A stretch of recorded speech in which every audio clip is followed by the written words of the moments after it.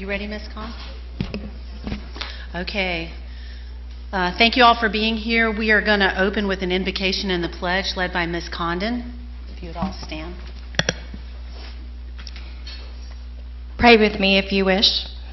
Father God, we just thank you for bringing us here in this country tonight so that we can assemble peacefully to do the work of our school district. We appreciate the fact that not everyone in our world lives in that kind of freedom. Father, as we go about our business tonight, I pray that you will be with each speaker, that they will have words of wisdom and integrity and conduct business that needs to be done for our students and our teachers. As people go on their way to start celebrating their holidays, Hanukkah tomorrow, Christmas, Kwanzaa, that you would be with each person as they worship and they celebrate in the way that is best for them. We praise you and we just lift up this time to you. In your Son's name I pray. Amen. Please join me for the pledge. I pledge allegiance to the flag of the United States of America and to the republic for which it stands, one nation, under God, indivisible, with liberty and justice for all.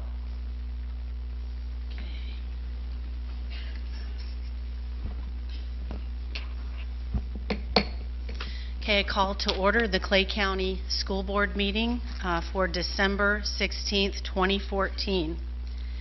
I'd like to welcome all the citizens of Clay County. I want to take this opportunity to thank you for taking the time out of your busy schedule to attend tonight's school board meeting.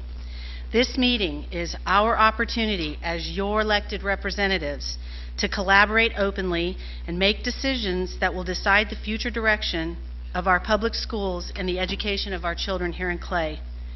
If you wish to address the board, there will be an opportunity to speak for 3 minutes. Please fill out a card which you'll find located in the back of the room indicating the specific item number or topic that you wish to speak about and turn it in promptly, and you can bring that and give that up here to Mrs. Denise Adams. Please note that no additional cards will be accepted once the board moves to the discussion agenda. Your participation is welcome and appreciated. So with that, the first item on the agenda is the adoption of the consent agenda. I need to note that items that have been pulled to discussion are items C7, C8, and C10. Do I have a motion? I'll move approval. Second. I have a motion by Ms. Karakis and a second by Ms. Studdard. Any discussion? All those in favor say aye. Aye. Aye. All those opposed say no. Motion carries 5-0. The next item is recognition and awards. We have none. There are no presenters. The next item is scheduled citizens request. We have Ms. Dana West. Ms. Dana West is going to be presenting a presentation on school nurse pay scale. You may come on up, Mrs. West.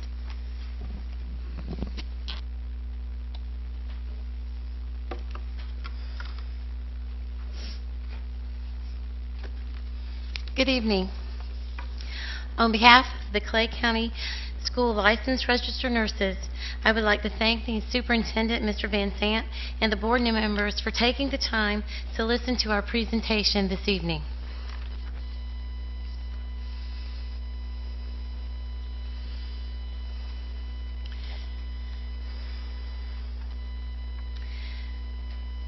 The former Surgeon General, Joycelyn Edwards, stated, "You cannot educate a student that isn't healthy, and you can't keep children healthy who aren't educated." This statement rings true with the many Clay County School District students who have medical conditions that create obstacles while pursuing education on a daily basis. We commend the Clay County School Board for taking action in a proactive approach with the health needs of the students by having a nurse in every school. By doing so, you have added a vital and necessary service for our children that will ensure the Clay County School District vision be fulfilled. In the past 35 years, schools have been required by federal law to provide a safe learning environment for students with a broad spectrum of disabilities, for students who once would have been homebound, now are educated along with their peers.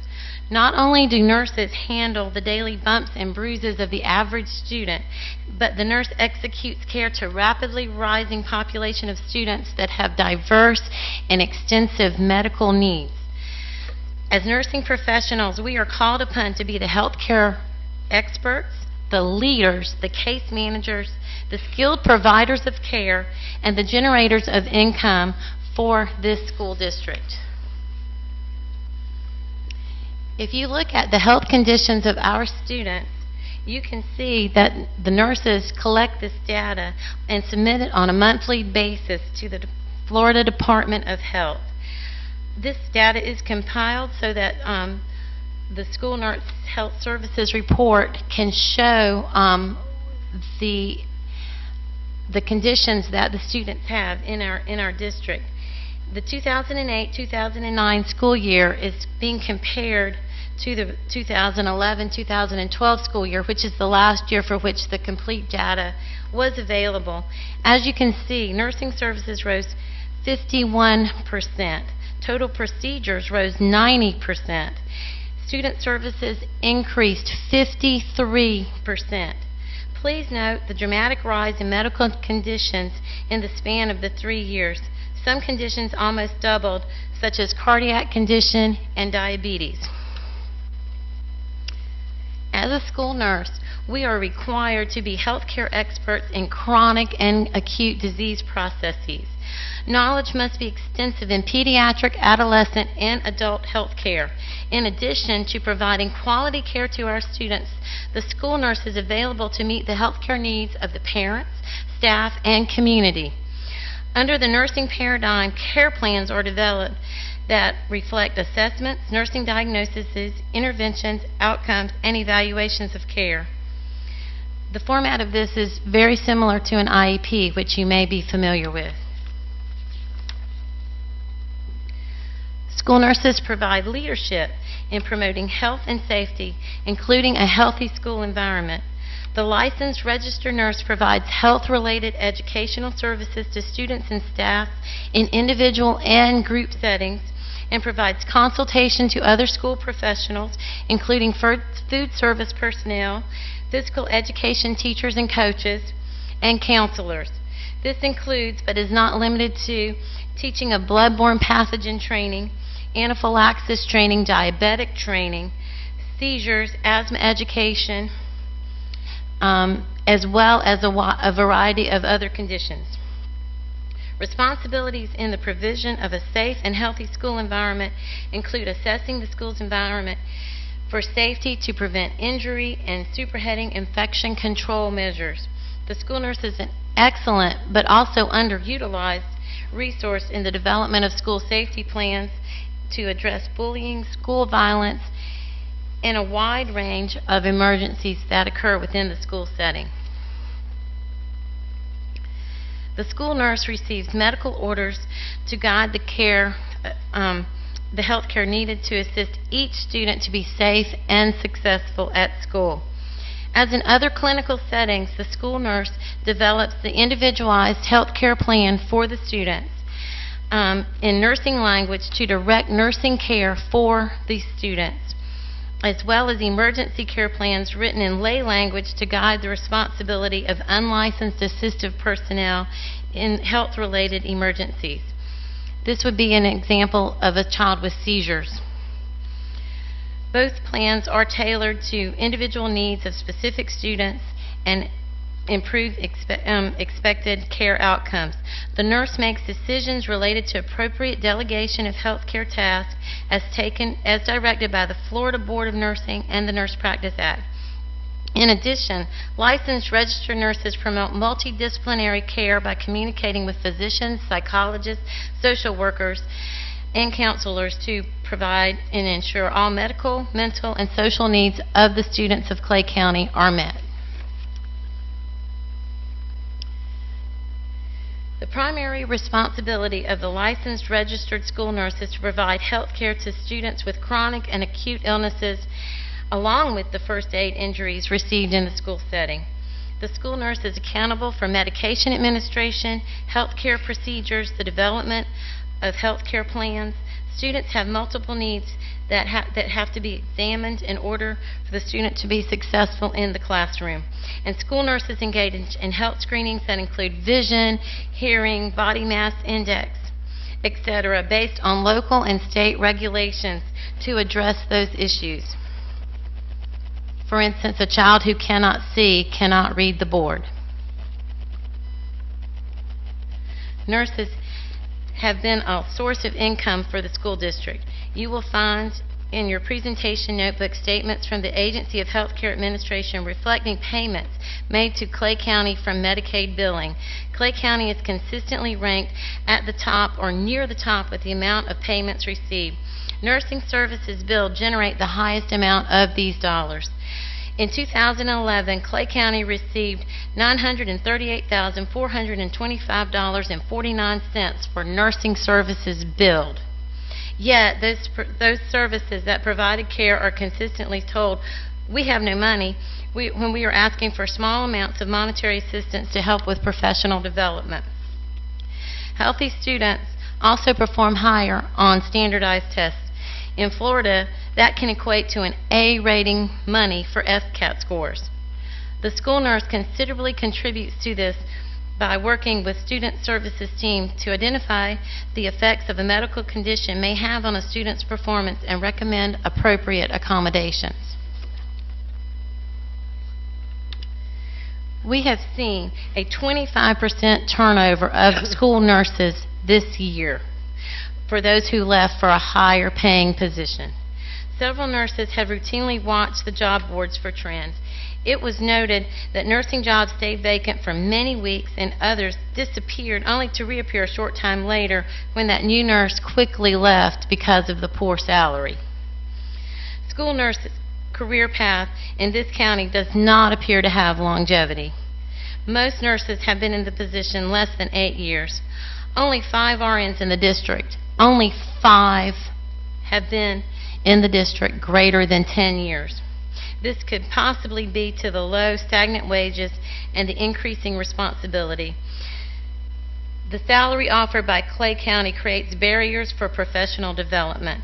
Many cannot afford to further education, seek certification, or join professional organizations or attend state conferences. Quite frankly, it is not a living wage. An unstaffed clinic can have many serious and negative consequences. Time and money is lost when another staff member has to fill in and cannot do their job. Students suffer, especially students with special needs such as seizures, diabetes, spina bifida, cerebral palsy that need consistent, adequate professional nursing care. Studies show that higher rates of errors with unlicensed assistive personnel. Continuity of care for complex students is broken. The school district may have to pay an agency such as Maxim the rate of $45 an hour for a substitute nurse to work because a nurse cannot feel like she can support her family in that job. The licensed registered nurse of Clay County respectfully requests your consideration to be placed on the instructional salary table. Clay County nurses start at $14.55 per hour. Many counties in Florida pay their registered nurses as instructional personnel. As noted on the table, Clay County nurses are paid an average of 40% less than teachers.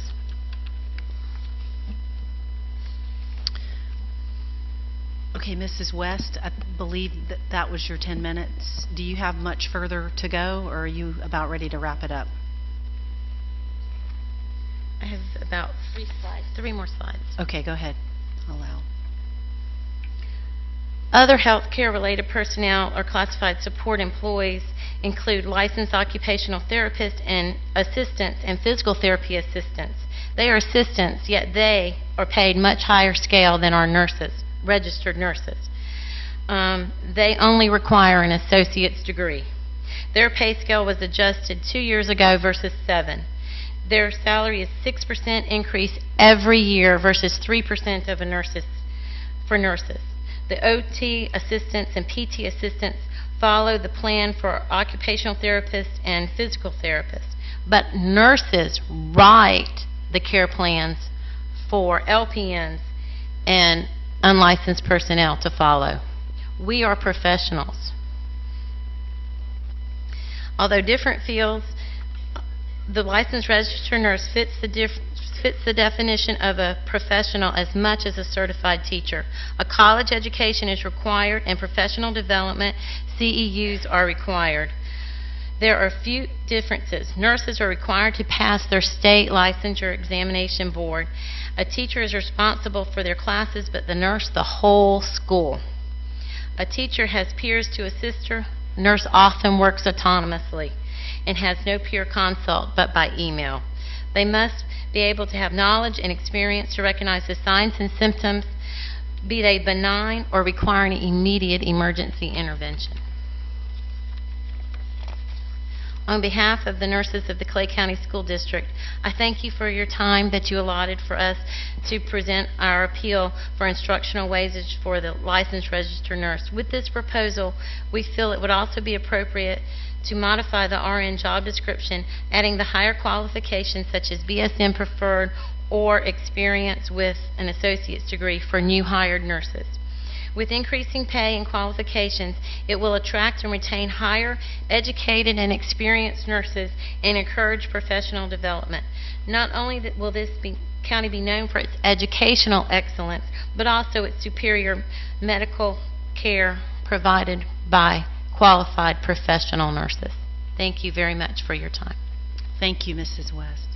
Does anybody have any questions for Mrs. West? I do. Can I ask a Karakis. question? I actually want to say thank you for presenting this and sending the PowerPoint in advance. And I got several emails, I'm sure you all did, from a parent and a couple of nurses. And it really opened my eyes up to a lot of what you do. I mean, I knew you weren't just Band-Aids and gum and dog poop, but I knew that, you know, there's so much more that nurses do. I've seen firsthand from, you know, schools. My own son in the health screening, you guys caught that he needed glasses.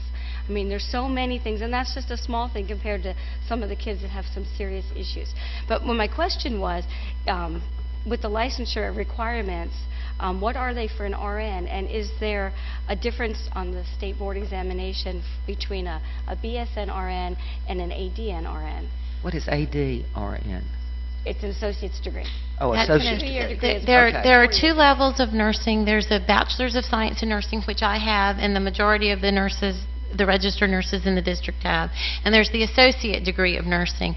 The associate degree of nursing comes from a technical school such as St. John's Community College, and the bachelor's comes from a university. I'm a graduate of Clemson University. Hold that against you. Okay. My son's going to Florida next year, Just though. have to say roll tide. Okay. Well, my nephew's a junior at Alabama. Let me ask you something. May I interrupt? So, is the pay scale for the ADs and the ones with BS is the same? It's the same. It's the same. You do get $1 extra for having a degree. However, they account the associate's degree, so Bachelor's of Science in Nursing gets no increase. And I would like to say I've been a school nurse in the past. I love school nursing.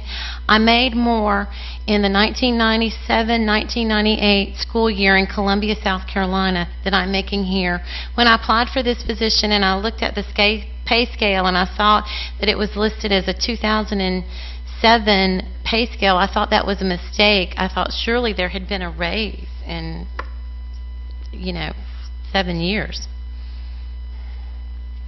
So is an RN with a BSN and an RN with an ADN, are they equal according to like the state laws that govern? According to the state laws that govern by the Nurse Practice Act, they are equal clinically. If you, and we take the same nursing licensure board. We also have the same CEU requirements. Here in the state of Florida, it's 26 CEU requirements per every 2-year renewal period. To work in management, you will need your Bachelor's of Science degree.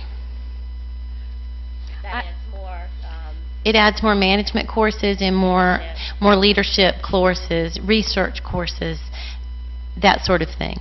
So only an RN can sign off on the Medicaid? That's papers? correct.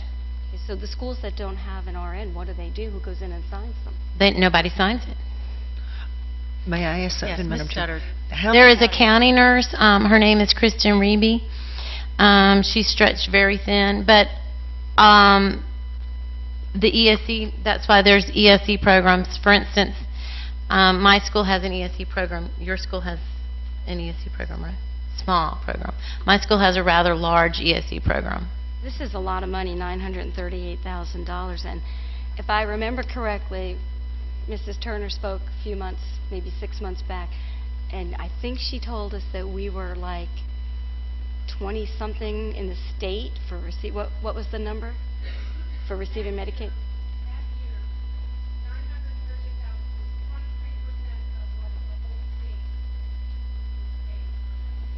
Wow. Well, we're doing a good job with that. Thank you. May I ask Ms. another Studdard. question? How many of our schools have RNs versus, I guess some of them have LPNs? Is that, if they don't have an RN, do they have an LPN? Or how many of our schools have RNs in them? I think most of them do, maybe, Mo-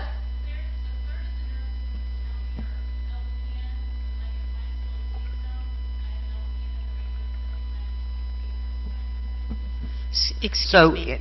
and I know we don't Time want out. to get into a Excuse bunch of Ms. this Studdard, back yeah. and forth. If we're going to So- have comments from the audience, you guys are going to need to come up and speak into the microphone. I'm sorry. Thank you for allowing them to Yeah, speak. absolutely. I appreciate this. Yeah. Ms. There's- Studdard, go ahead. You can There's finish. so many things about this that I don't know, you know. But this is eye-opening. And I want to commend y'all for this Mhm. book, which I assume is everything that you showed us. Yes. I think we're going to be studying that. This is something that, Madam Chairman, we have another speaker on this too? Or is there a second? No, we don't have another speaker on this topic. We do have a second speaker on a different topic. But I do have some cards up here for some people that would like to speak on this topic. Okay. So as soon as they're finished, I will call those names. I'm through then. I'll wait. Okay, is anybody else have any? I'll make a comment. As Okay. a fellow registered nurse and a bachelor degree registered nurse, I understand the hard work it takes to earn that kind of a degree and the amount of responsibility that you bear on a daily basis. My experience was in the hospital, so it's a little bit different, but I do understand the gravity of holding somebody's life in your hands. Well, I can tell you that I have worked in the clinical setting in the hospital too. I've been a nurse for 24 years. I worked in pediatric intensive care for 5.5 years. I worked at Shriners Hospital for 2.5 years. I've worked on a renal and liver transplant unit, and I can tell you that as a school nurse at Fleming Island Elementary, my days are just as busy as they ever were in PICU. Can I make one more comment? And this will be my last. I just want to say thank you, and again, about the emails that I received. It opened up my eyes to how the need has changed. You know, when we were kids, there weren't peanut allergies. Not many kids had asthma.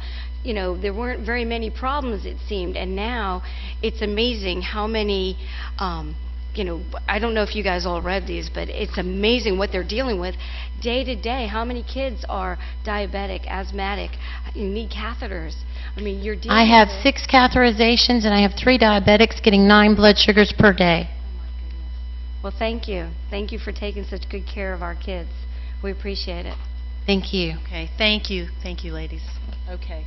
So I have, I believe, 3 cards for people who would like to speak to this particular item. I'll start with, forgive me if I say this wrong, is it Brandy Foster? Come on in. Brandy, please state your name and your address for the record. Brandy Foster, 618 Hawks Island Drive, Fleming Island, Florida. Thank you. You have 3 minutes. Okay. These ladies pretty much said everything I'm going to say, but I'm going to add a few extra things. I'm at Patterson Elementary. I've been there for 7 years.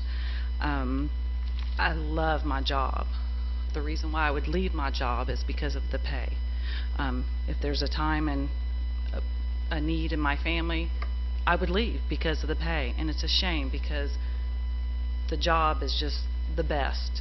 And I'm sure teachers tell you the same thing. They're in it because they love the kids. our job is not Band-Aids and Bactine. It's more than that. Who are they going to call when there's a medical emergency? It's not the janitor, it's not a teacher, they call us. It is our job to know what to do, and we better do it quickly and efficiently and safety. Safety is the most utmost important thing when it comes to the children. I'll give you an example of something I had to, sort of an emergency situation. I had a diabetic whose blood sugar was over 600. His pump stopped working. His parents were 2 hours away. I had no insulin there at the school. So I opened his pump and I took a syringe and I withdrew the insulin out of the reservoir, and then I gave it to him just to bring his blood sugar down, because I was close to having to call rescue for him. His parents, I mean, the father came in crying because he couldn't believe what we had done to make sure their son was safe. We're caregivers. Not only do we take care of kids' medical needs, I've fixed shoes, I have dealt with dental issues, I have the optometrist, I've fixed glasses, I've cleaned up more throw up and more poop than you can ever imagine. I've sewed buttons on, I've sewed holes in clothes because I didn't have anything to give kids. I have 930 students at my school, and I did an average of the last 3 years, and I see the last 3 years average 9,646 kids in my clinic a year. I give about 2,589 medicines a year. That's a 3-year average. I do health screenings because I'm an elementary school. I attend ESE meetings. I attend IEP meetings. I do ESE screenings so they can go on and get their services met for the kids. They have to have their vision and hearing has to be at a certain a standard that they require before they can move on to their next step in their services.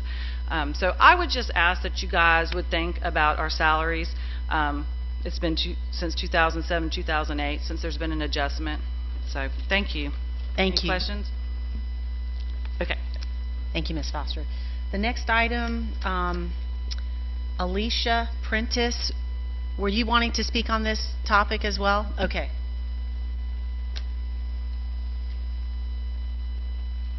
Please state your name and address for the record. Thank you. My name is Alicia Prentice, and I live at 1244 Harbor Town Drive, Orange Park. And I also want to speak on behalf of the nurses, although they've said so much and you have so much to look at and consider already. I work at Oakleaf Junior High. I'm one of the 2 nurses there. I have an LPN as well. Each day we see an average of 80 students in our clinic, and some days we see over 100. Like all the other nurses in the county, we care for the medical and psychosocial needs of our school staff and students with professionalism and compassion.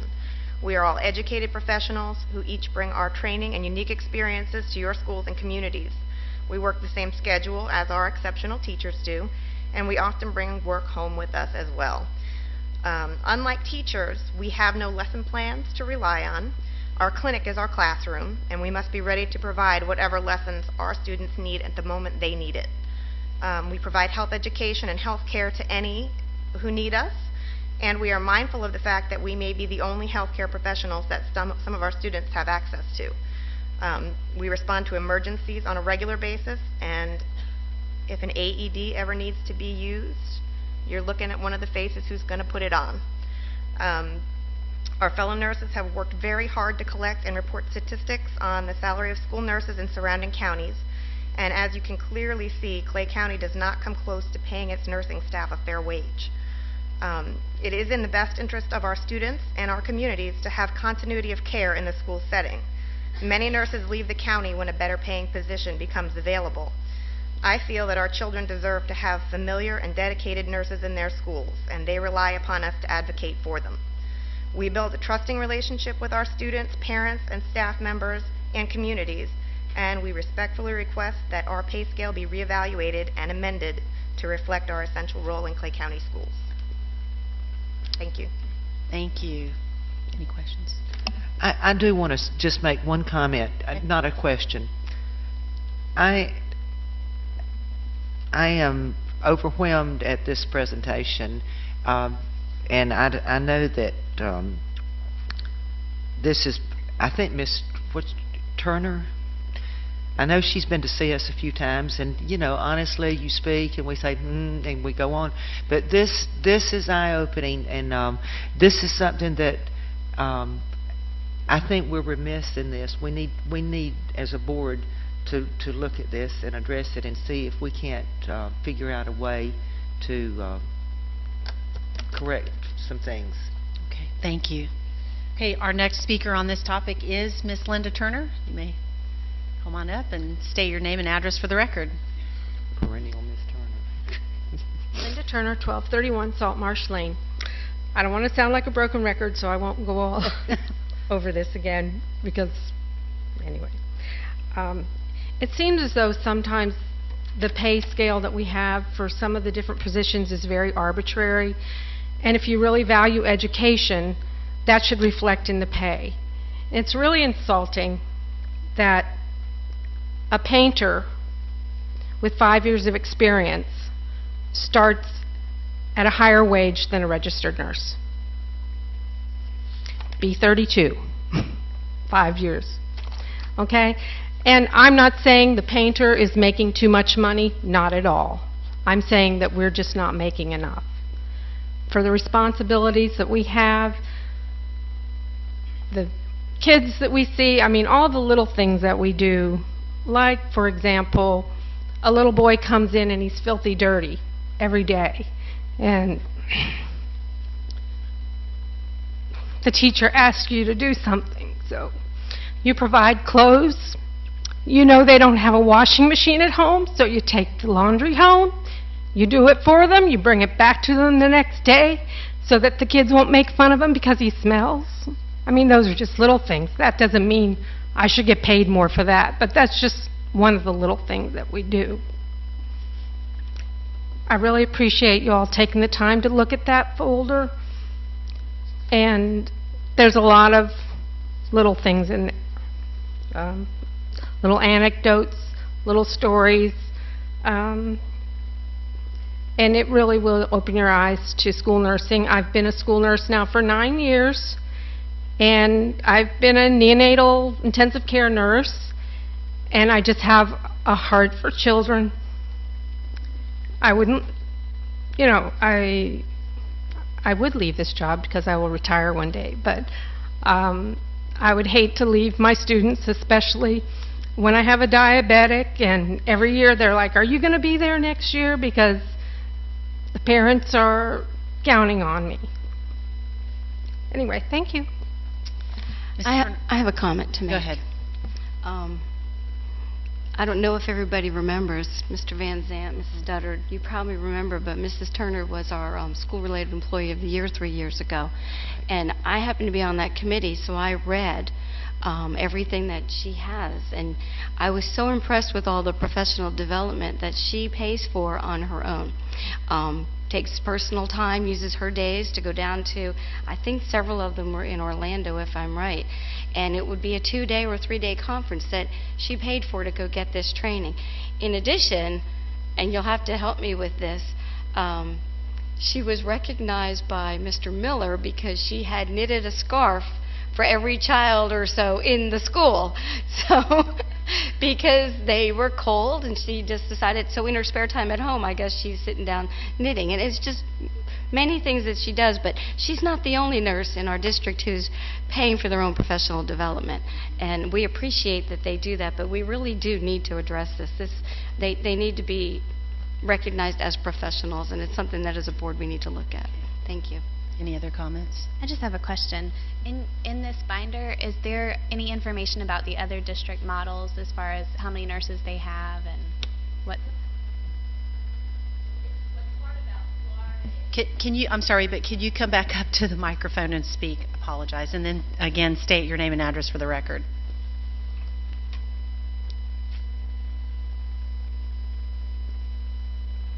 Jean Sermons, 3200 Litchfield Lane. What's difficult about Florida is every county is different. One county, all the nurses are DOE, another it's DOH, some are half and half. I believe it's Palm Beach County are all, or many, I believe like 200 nurses are publicly funded. So on the Department of Health website, you can look county by county on those sheets where it gives you the information of what the nurses do each county, of how it's broken up. I did put in that notebook like a job description for Pasco County and one for Palm Beach County and their wages along with that. That would be very helpful. I'm sure you guys are aware, and it's been in the newspaper, that our fund balance is very low. We're in violation of state law at the moment because it's less than 3%. So the issue here is how do we, not that you guys don't deserve more pay, but how do we fund that? So I'd be interested to see what other models look like throughout the state. Like I said, some do have public, like hospitals. Even from what I understand, the Moose Club in Palm Beach County pays for every single nurse to be a member of Florida Association of School Nurse, which is also affiliated with the National Association of School Nurses. Well, this is definitely, in my opinion, something we need to look at. And from what I understand, I think Pasco County is one where they have an additional tax built in to pay the nurses. They have quite a few. It sounds like there's lots of options. There's several models for us to look at and compare notes and look into, but we will make it a priority. Okay. Anybody else? I just want to thank all of you guys for coming. I appreciate the presentation that was sent to us in advance. I did get a chance to look through it, and I myself, my eyes were open. I remember when Ms. West came and spoke to us before. I'm sorry, Ms. Turner came and spoke to us before, and I just looked at it a little bit differently this time, and I can hear the passion in your plea. And so I just want to thank you for taking the time to put all this together, to come out and to speak to us. And I think everybody here agrees that it is definitely something that that we should probably try to go look at. So, I mean, I don't know, probably the superintendent might want to maybe get some information that he can render from staff for us, but I don't know if we eventually want to have a workshop on this or something so we can really get into the meat of it and discuss it, sometime after the first year. Yeah, that's what I'm thinking. I'm thinking in January is the time to start looking at what kind of workshops do we want to have, and this is definitely one that I think would be worthy of having a workshop and taking a look at it. So I'm totally open to that. I know Ms. Gilhausen. Something that is not just concerning to nurses, but to the parents of these students that are receiving the care. Absolutely. So. I'm going to tell you, my oldest child developed juvenile rheumatoid arthritis when she was 4. She's now 47. But today, she has a shoulder, 2 hips, 2 knees, 2 ankles replaced, and lives with a lot of pain.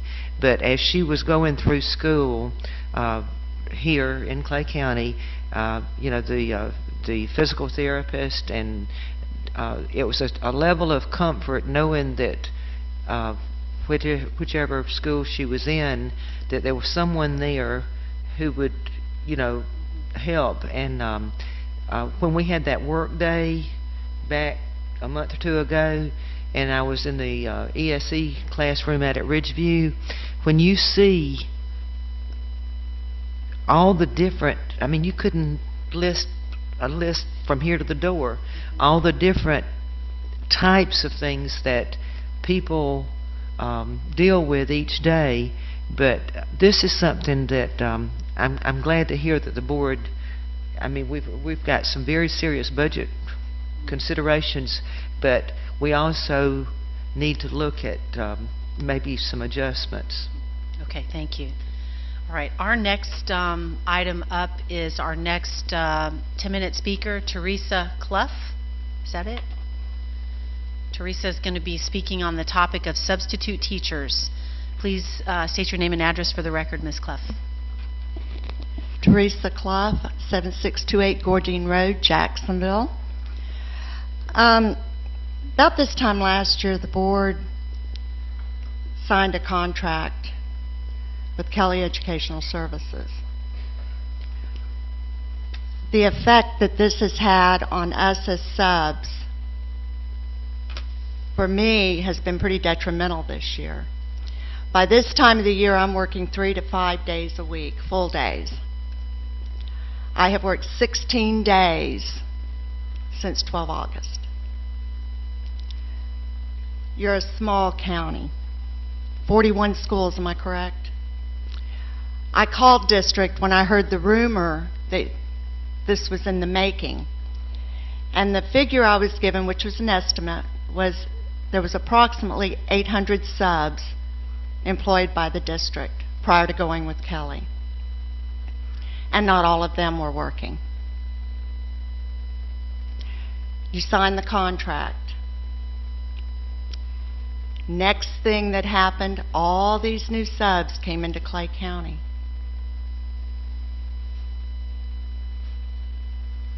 I've been here 5 years. This is the hardest year I have had yet. And I'm not alone. I'm not alone. Kelly, I worked for Kelly Educational in Duval County for 4 years before I came into your county. One of the main reasons I chose to come into Clay County was because you were not with Kelly. For a county like Duval, they have almost 200 schools. You just really can't manage a county or district that large any other way. But Clay County has 41 schools. Well, let me tell you the advantage to having your 41 schools and letting the schools call their subs instead of outsourcing. The person at the school level that manages and scheduling the subs knows those subs. They talk to them every day. They develop a rapport. The principals get to know us.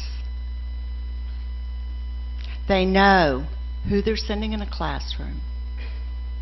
They know what the expectation is going to be in that classroom that day for that sub.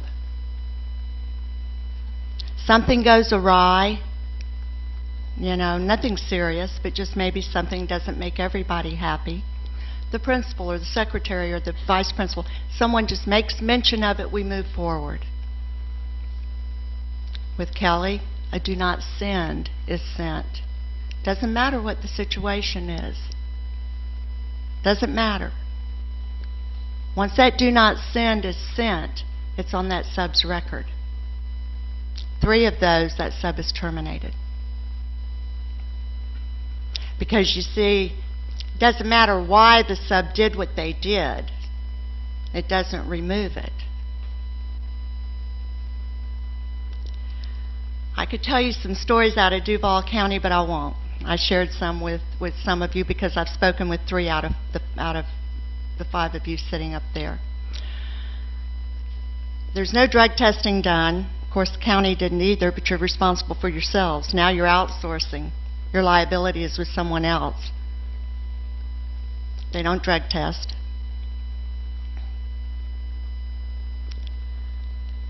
Budget's in crisis. Health Care Act came into being. I was told the reason that Kelly Educational was brought in was because of the Health Care Act. Well, let's talk about that a moment. And forgive me if I'm not correct. This is my understanding. Health Care Act was supposed to provide insurance for everyone. Employers who had full-time employees were required to offer and make available health care benefits.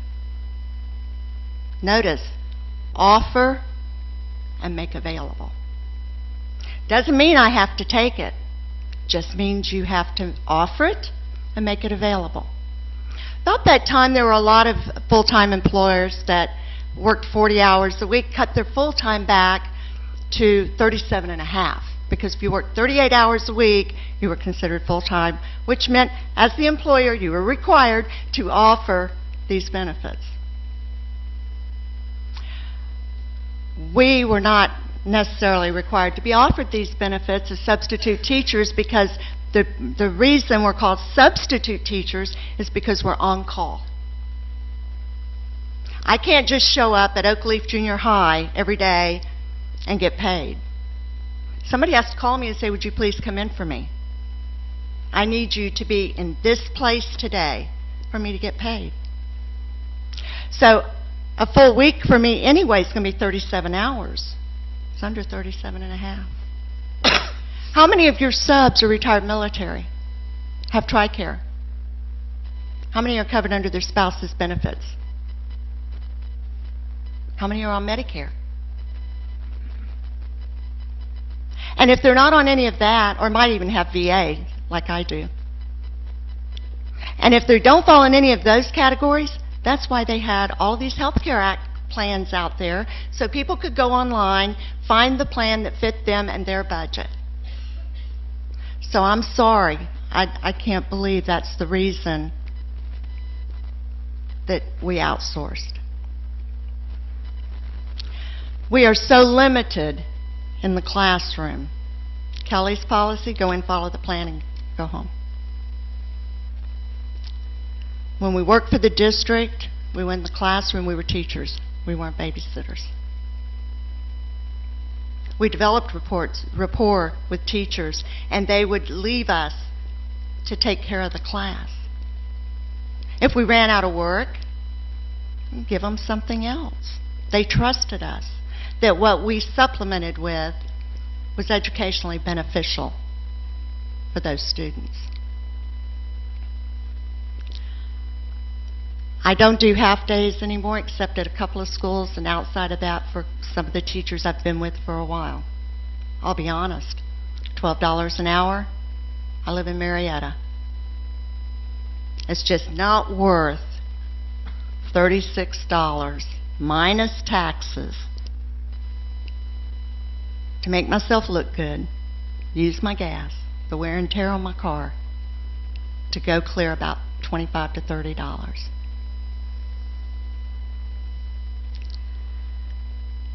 It's not a good thing. It's not a good thing for Clay County. The schools did such a better job. We made more money, and our salary was cut to be able to pay Kelly Educational. Now, the three of you that I spoke with on the phone, I used the analogy that if my household budget was in crisis, I'm not going to hire somebody to come in and clean my house. The budget's in crisis. I believe that. I believe that. I've been in this 9 years. I believe every word of that. So why are we outsourcing? I don't know what you're paying Kelly, but I guarantee you it's a pretty penny. And I can't believe you saved $800,000 by lowering our salaries. Because my question for that is, did you deduct Kelly's cost from that $800,000 that you're saving? Because if you didn't, you're not saving $800,000. I personally feel, a lot of others feel, that Kelly is not good for Clay County. The schools aren't happy, and I say that understanding there are exceptions to every rule. Schools aren't happy, teachers aren't happy, and subs aren't happy. Why would you keep something that makes for a different kind of work environment? I do this because I love this. I wake up every morning to go into a classroom. And I enjoy working in Clay County. We have a wonderful county. We really do. But Kelly Educational is not for us. It's really not. I would like to see you, and I'm almost embarrassed to say this after listening to them because they're paid less than we are, but to move us back up to where we were and terminate Kelly Services.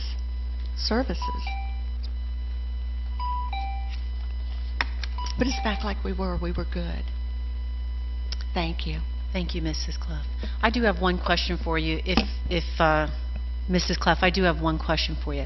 You mentioned that you've only worked 16 days since August. Is that because the pool of substitute teachers has grown beyond what it originally was before we went to Kelly? It is almost impossible to pick a job up online. It really is. And I expanded my boundaries when we went with Kelly just to increase my opportunities to work. But with the pay drop $12 an hour, I'm not driving to Green Cove. You know, I'm not driving to Keystone. I'm not driving to Middleburg. So I have selected schools. And yes, 16 days. So 16 days isn't because that's all you've been offered. It's just that that's what has been That's posted. pretty much, that's what I've known has been available. Okay. Okay? I'll give you an example. I worked with a sub last Friday, and she was trying to pick a job up on her phone, and she couldn't get it. And she called Kelly, and she said something to them, and this happens often. And she said something to them that I just can't pick them up quick enough. And she said Kelly's attitude was basically, we just need to be faster. You know, I called and complained at the beginning of the year about not, you know, I said, are people posting? And she said, oh, it'll get better. Okay. Thank you. I appreciate it. Could I make a comment? One comment, yeah. You know, when this came up about going to Kelly, it is true that the reason the board decided to do it was because of the Health Care Act, and we were told that we would save $800,000, I believe was the number, should we go to Kelly. With our budgetary constraints, I guess we felt that, you know, that's $800,000. We've got to do this. But not in the last month or two, but I have in the past received some phone calls about Kelly services, and then I would in turn call Dr. Michael Henry to inquire about it, or at least relay to him, you know, the concerns out there.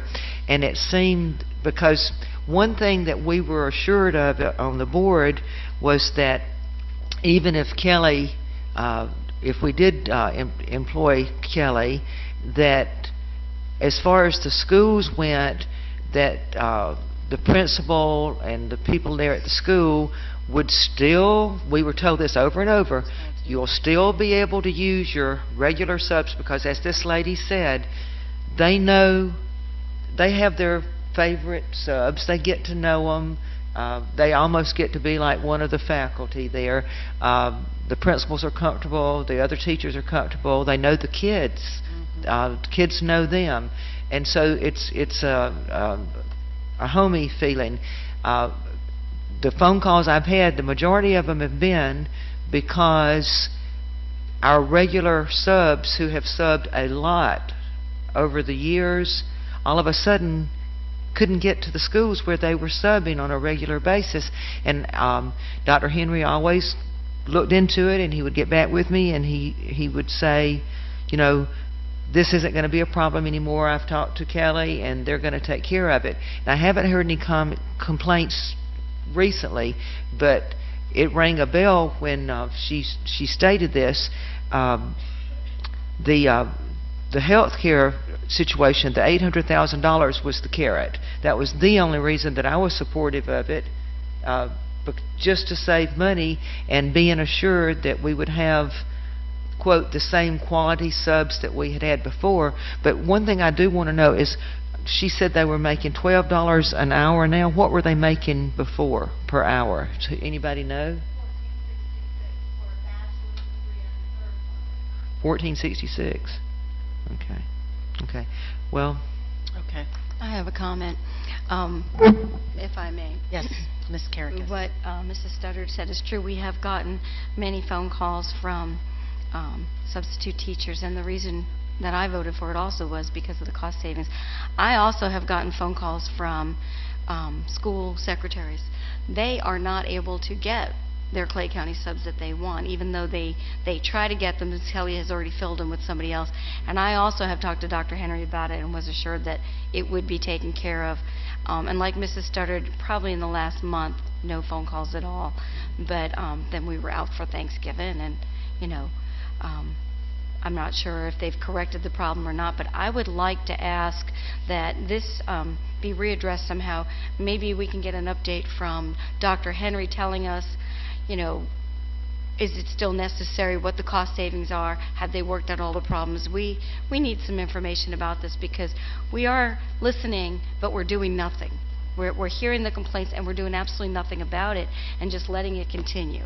So if Kelly Services is not the right fit for us, and our subs in Clay County, I'm thinking Orange Park Elementary is a perfect example. A friend of mine, when my kids were there, subbed all the time.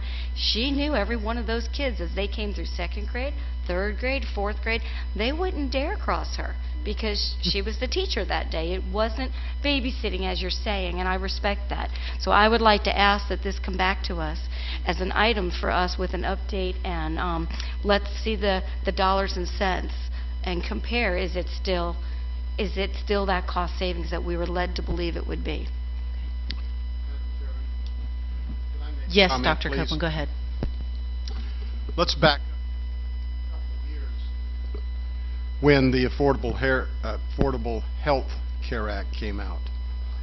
The requirement that and we spend as a district, the district portion, about 17 to 18 million dollars on behalf of our employees.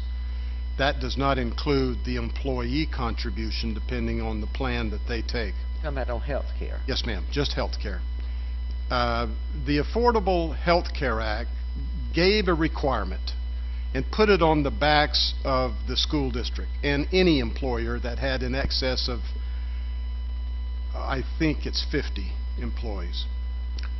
We had the responsibility to monitor the time that these substitutes had, and if they exceeded 30 hours in a week, or is it a month? A week. Then we were required to provide, offer, whatever you want to call it, health care insurance, full pay, approximately $5,000 worth. First of all, for us to monitor these substitutes so that they don't exceed 30 hours would be astronomical amount of time, almost because they work in different schools. And to be able to administer that responsibility, and if they exceeded it at any time, sorry, they've exceeded it. We felt, and our recommendation is that the expense of not worrying about the 30 hours, provide the health insurance, was huge. The cost would be several million dollars. We just couldn't take that on. We spend now, or did spend prior to the Affordable Health Care Act going into effect, over $3 million just on substitute cost. So it became an economic decision. I'm not sure it's the best, but economically, then it became in the best interest of the school district to control our cost. Now, the $800,000, and Ms. Adams can speak to this, is that this school district was paying probably one of the very highest cost for substitute cost. And so when you start cutting, you look at what are we paying? Well, it became necessary for us to find places where we can cut our expenses. And we felt like if we lowered the pay, then we could save approximately $800,000.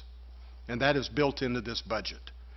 So I think we just need to understand how this all came about, and that, I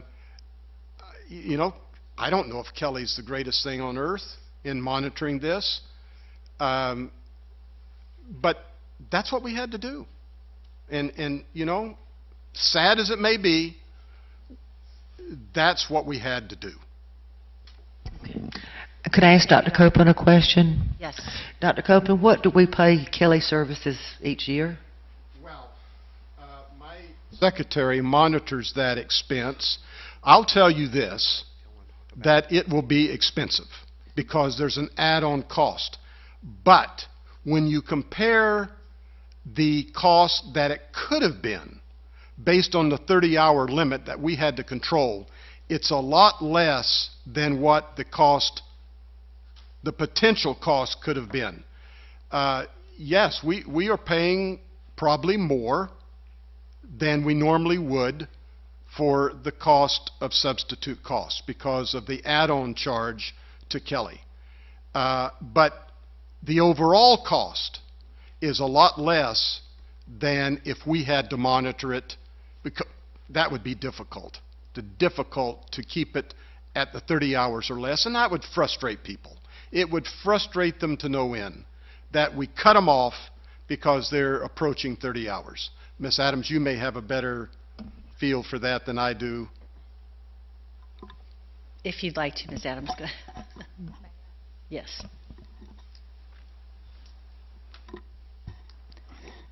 When Ms. Finley and I analyzed the cost inclusive of the long-term subs, we found, along with what we refer to as the upcharge or the overhead of utilizing Kelly Services, that we came out about the same. Okay, thank you. May I ask Ms. Adams or Dr. Copeland a question?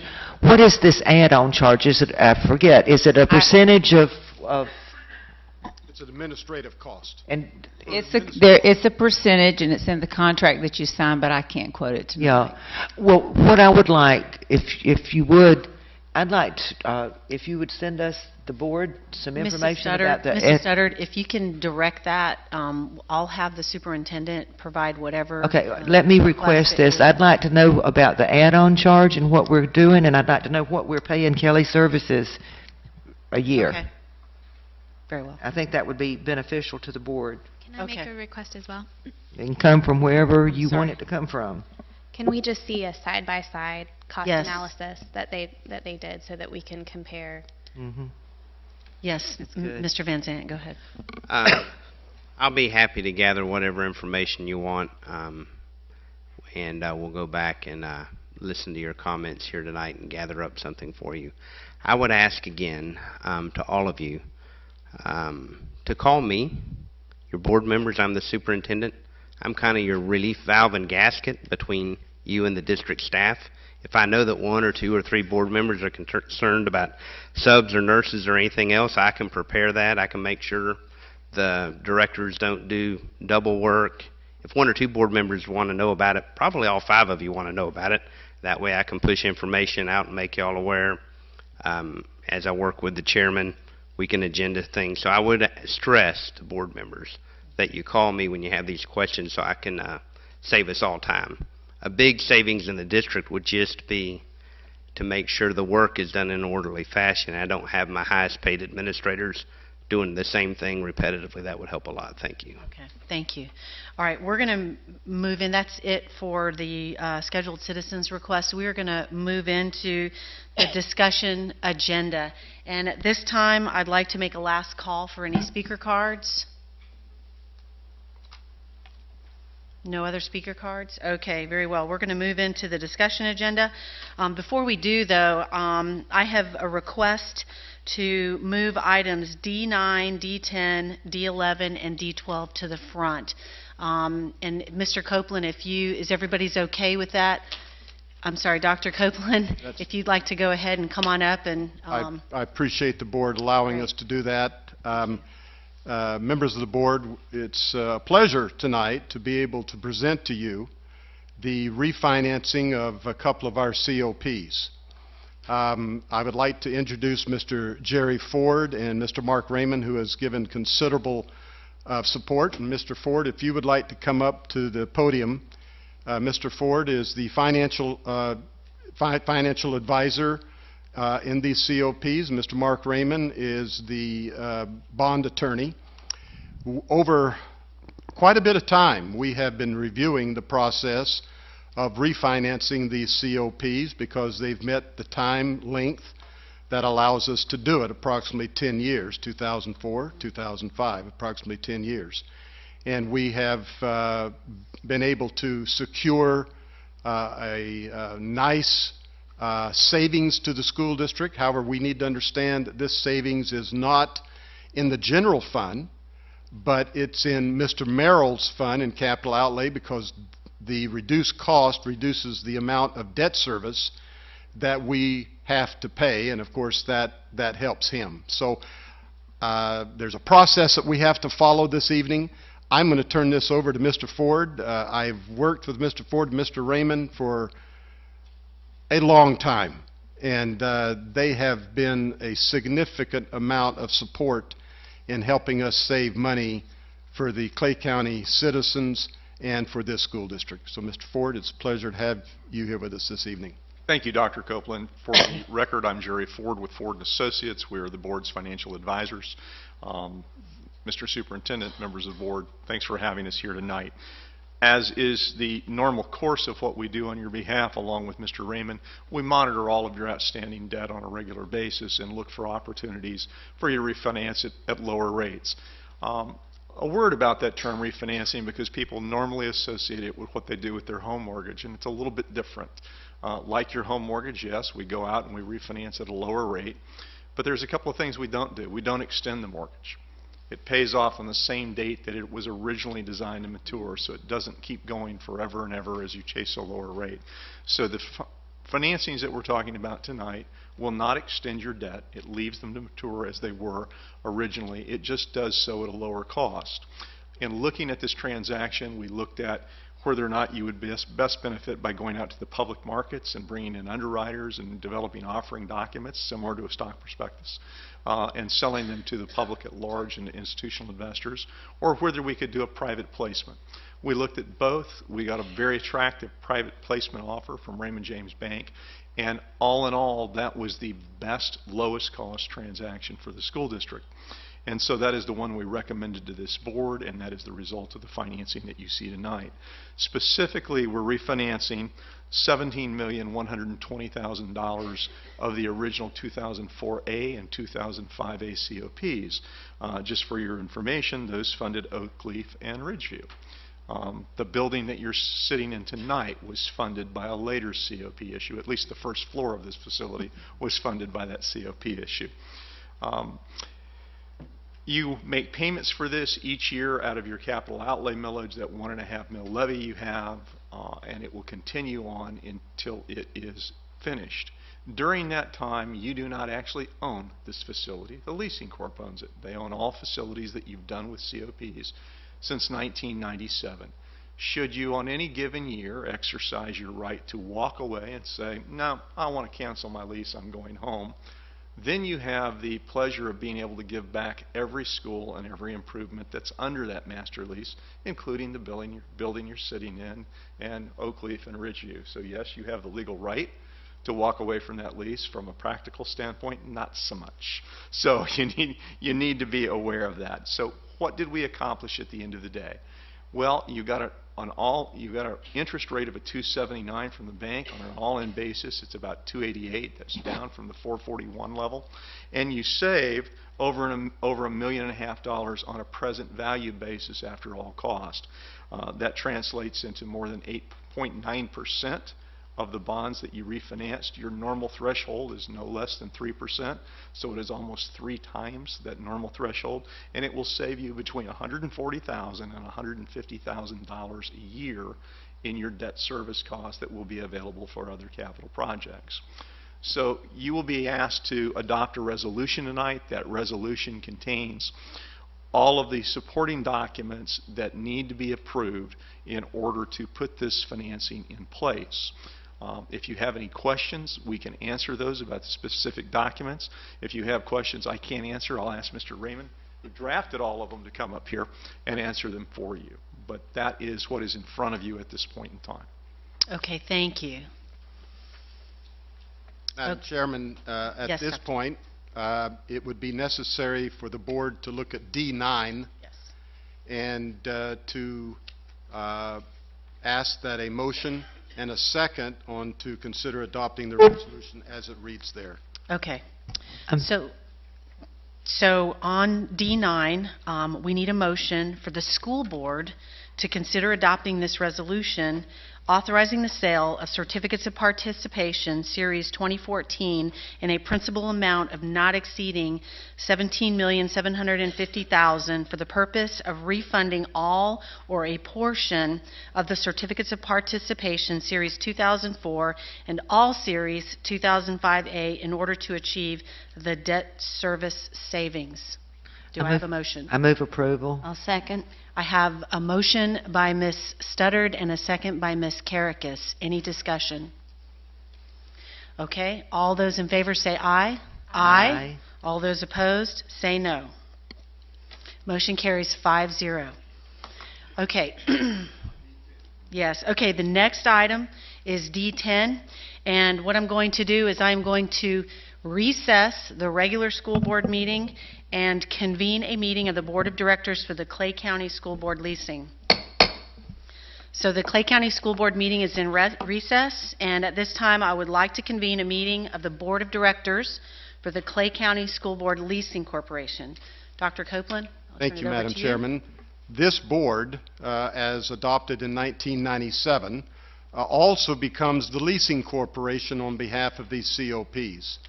So the superintendent is the secretary to this leasing corporation, and now that we have recessed, we need now to do D11, and as a leasing corporation, you adopt the same resolution, but we need to go through that process.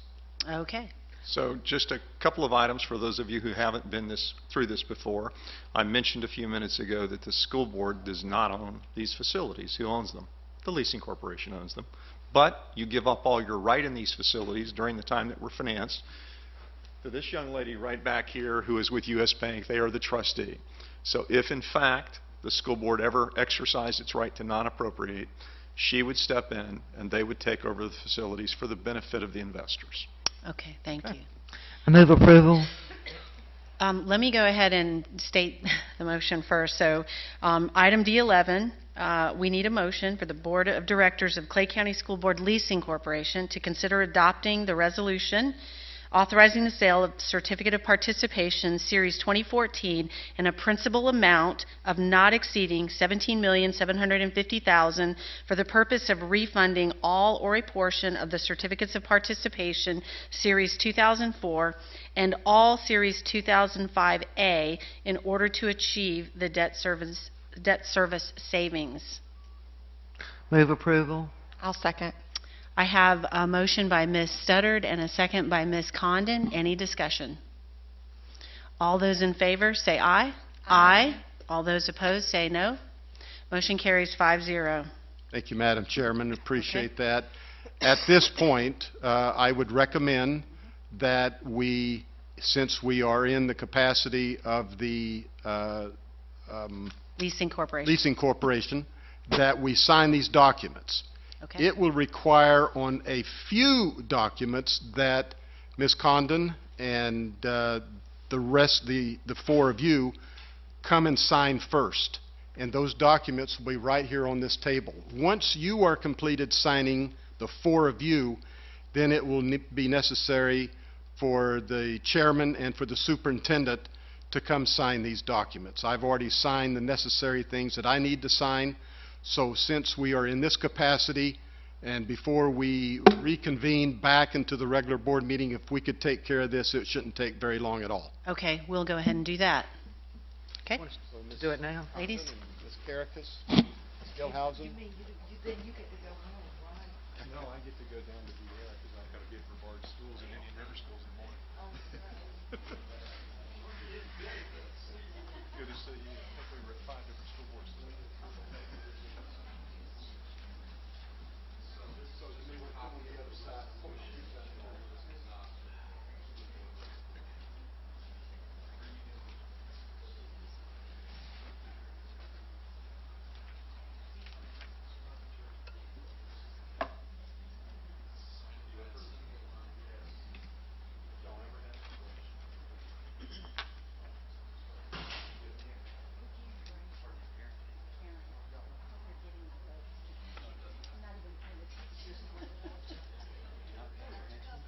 I'm just like, no.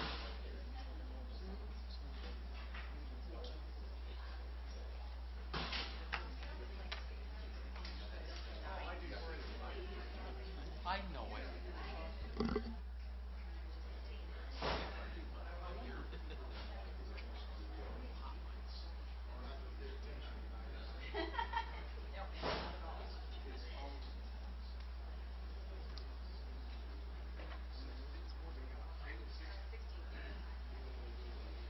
It doesn't outlast the sun.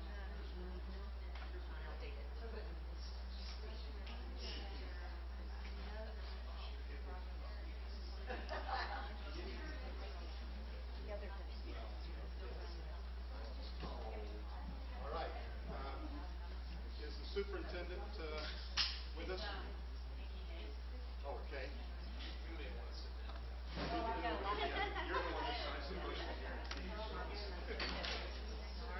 I'm going to go to the ladies' room.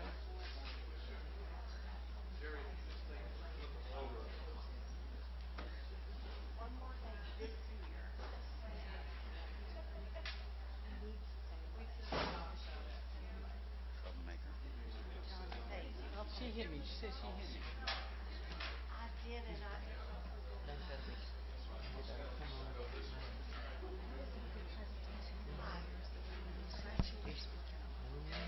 I figured, Yeah, because, it was.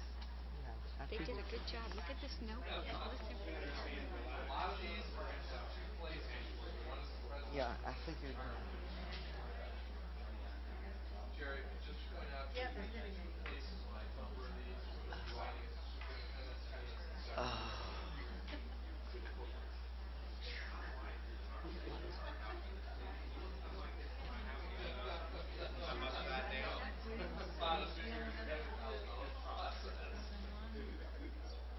Mm.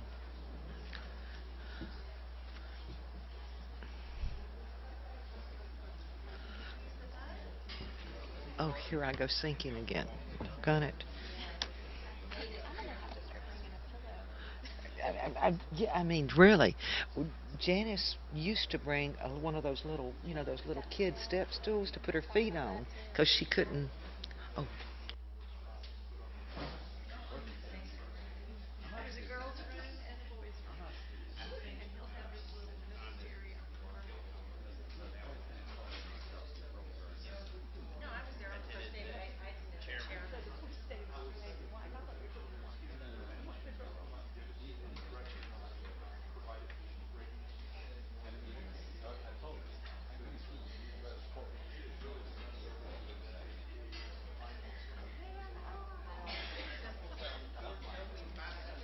Anyway, I did get her for what it's worth on that one. Is there another one that you need to show?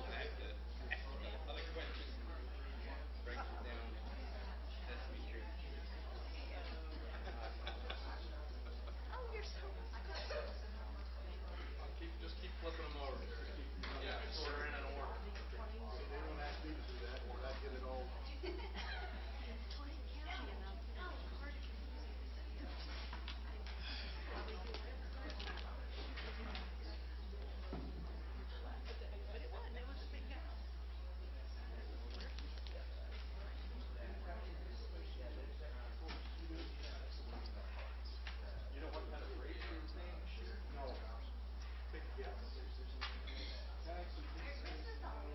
Merry Christmas.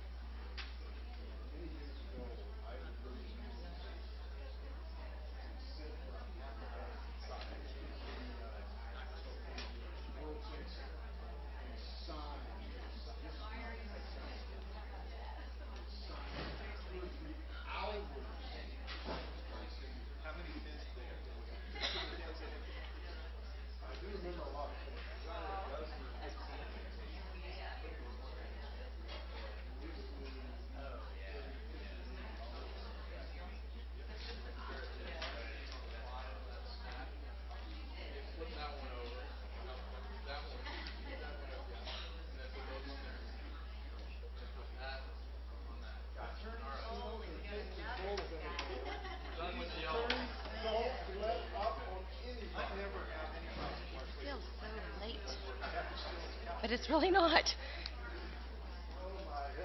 try to practice law and tries to be an FA. So now we're just doing the same setup. Well, I'm glad. Two of us have. No, I have. Well, technically speaking.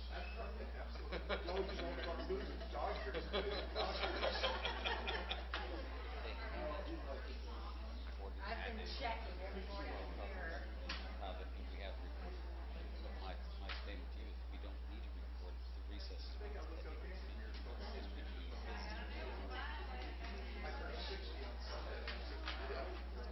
Yes.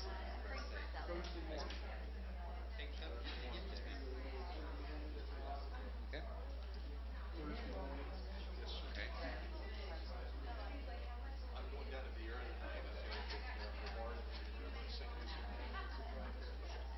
Give my best to Brian. Okay.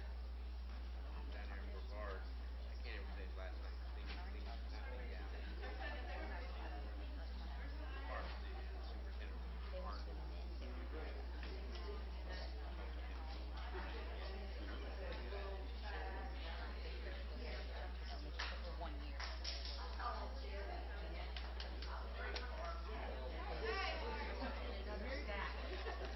Basically, it's got to be staffed first. Then Mr. Van Zandt, and then I'll be happy. That's basically the request. It's got to go to the superintendent first, and then whatever we need to do, we'll do. Now, I have not, Mr. Bickner has gone over, I haven't even looked at the contract. Basically, he had that, so I don't even.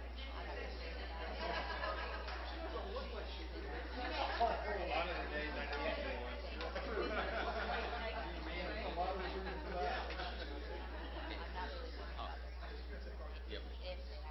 But my point, they had, Mr. Bickner had it, so yeah, he didn't give me whatever his opinion is. I'm not going to interfere with it. If he says it's good, it's fine by me. Amend the contract. It's going to have to first go through the superintendent, and then if he wants to do that, then essentially then I'm directed to begin that process. It's got to go first through.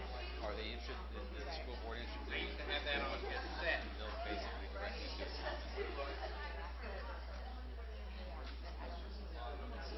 No, it's a matter of it's a business. Right. And if they want to make the amendment, then we make it. Because once the contract is in place, okay, it's basically it's called a novation, okay. And if you have two people sign the contract, they both kind of have to give up something to agree that change. And so to do that, the board has got to basically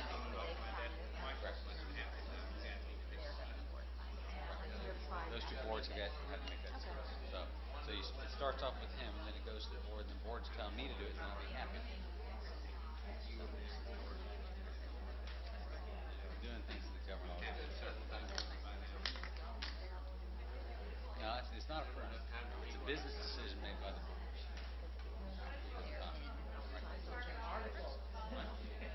Give me a call anytime you need to talk to me. Thank you.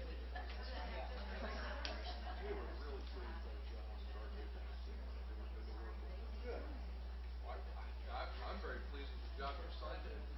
It was 2 years ago he had just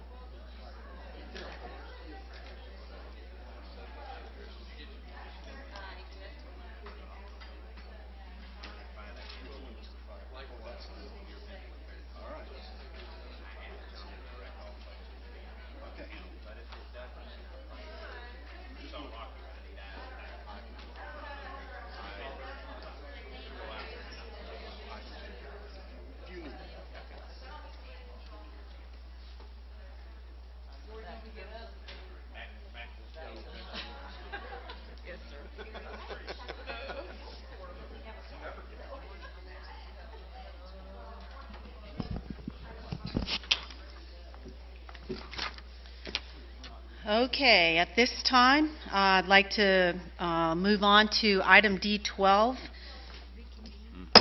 I'm going to adjourn the special meeting of the Board of Directors of the Clay County School Board Leasing Corporation, and at this time, we will reconvene the regular school board meeting. With that, we will move on to discussion item number D1, Superintendent's Update. Mr. Van Zandt. Thank you, Madam Chair. As we started last month, every time we get together, I'd like to give you updates on where we are instructionally. And tonight, I'd like to call Ms. Cornegie to talk with you for a few minutes. We're so excited about this. If you're having trouble, Dr. Copeland can help you with that technology, I have no doubt. He is just so excited to hear about this tonight that he can hardly stand himself. So you may have heard Clay County ranks 8th. You're probably wondering, 8th in what? So I just briefly wanted to tell you why we're excited that we rank 8th.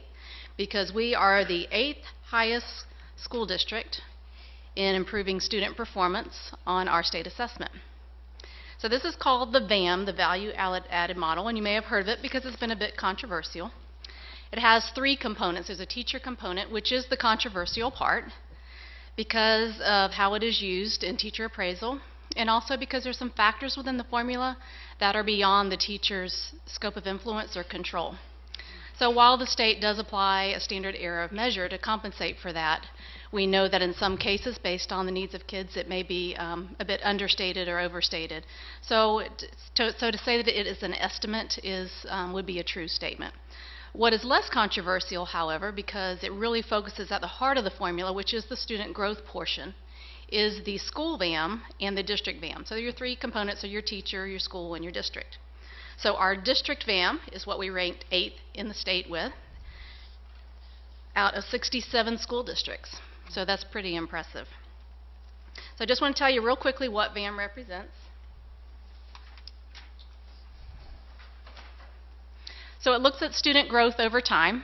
So a student with a previous year or an average of 3 years, they'll do an aggregate of 3 years if they have that much data on a student. But the student, they look at a lot of different factors, each individual student, and they do a projected developmental skill score on every student and how they will perform on the reading and math portion of the FCAT or a new state assessment.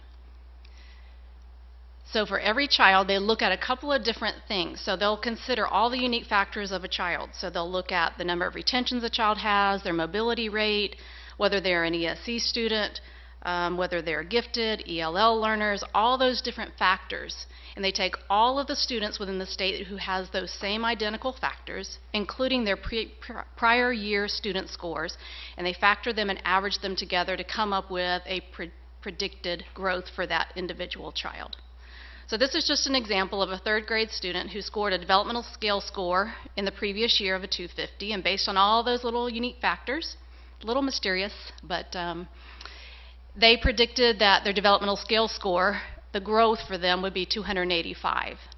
So your value added is the difference between the predicted growth and the actual growth, which if we look at, I don't have a clicker, a score of 0 for each child, that's a year's worth of growth. So they did no better or worse. They did about what they had predicted that they would do.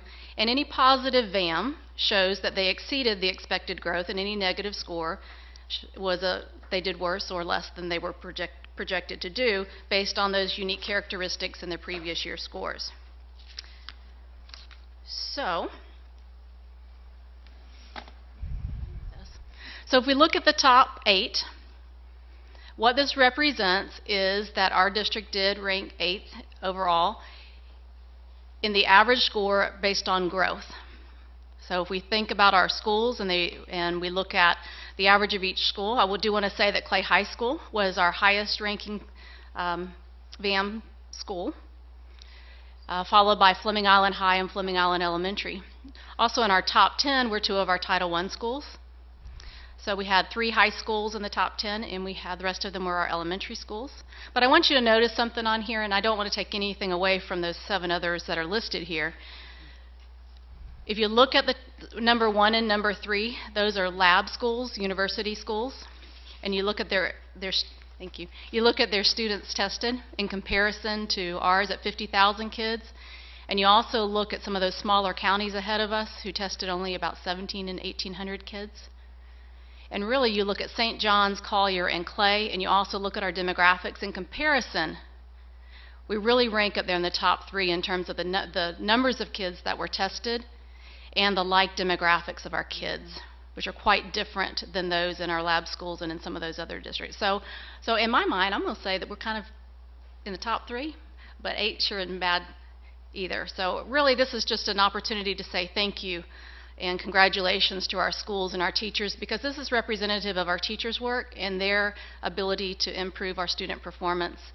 And so I think that in this time of this season of giving, they certainly give a special gift to our kids, and that is that student growth and performance. And so congratulations to all of our teachers and our staffs and administrators at our schools for the great job that they've done consistently over the past 3 years when VAM began. We started with an average VAM score of 7.26 2 years ago, and this is representative of 7.96% increase. So that's a pretty significant increase over time, and certainly in the right direction as we continue to move forward with, as we keep saying, moving from good to great. So thank you all, and congratulations. Thank you. Thank you, Ms. Cornegie. I do have a question for you real quick. You mentioned there were 3 components to the VAM model. You may have said it and I missed it, but I caught the teacher was one of them. Teachers, what were the other 2 components? The school and the district. The school and the district. Okay. Thank you. Okay. Mr. Van Zandt? Okay. Yes. I shared this in a much more abbreviated way with Zero PowerPoint with our Clay County Legislative Delegation that met at 4 today in Green Cove. We had a very busy afternoon. We had our Florida Youth Challenge Academy at Camp Blanding also hold a graduation this afternoon. And I just wanted to update the board because we were all at different places today. I did thank our legislative delegation for the help they've given us with Florida Youth Challenge.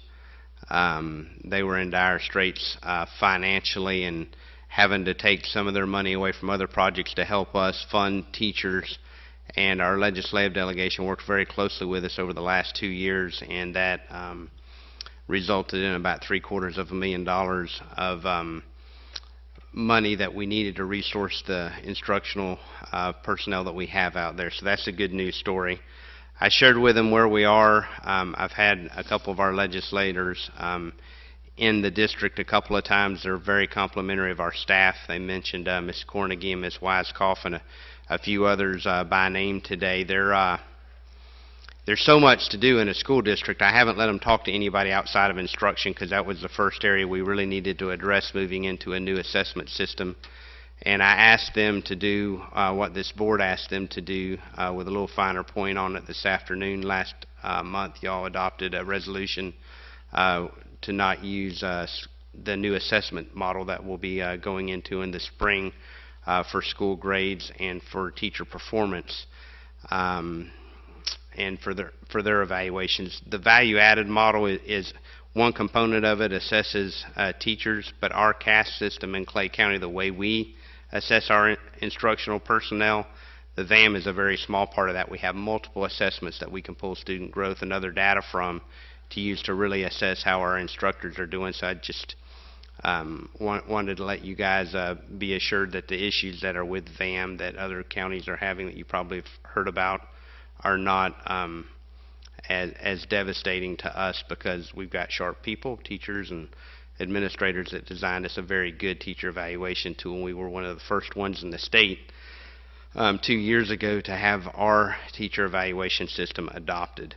So I asked our legislators to look for areas where they could support legislation this coming session to mitigate the harmful effects that using the assessment before it's been field tested and baselined properly, which it has not yet, before we've had time to get the sample items, which we have not had sufficient time in anybody's estimation to really prepare our teachers so that they can prepare our kids just to, let's get it baseline, take a year, and move forward after that.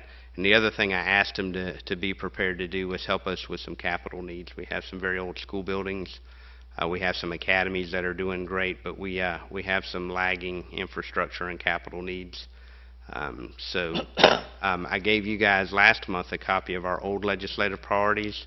I'm waiting with bated breath to hear from any of you. Please send me your priorities, and I'll try to assemble them and bring them back to you in January and prioritized. And I'll put that in a staffing mechanism where you can see where we're going instructionally and try to assess those priorities against that so it all makes sense. So thank you very much. Okay.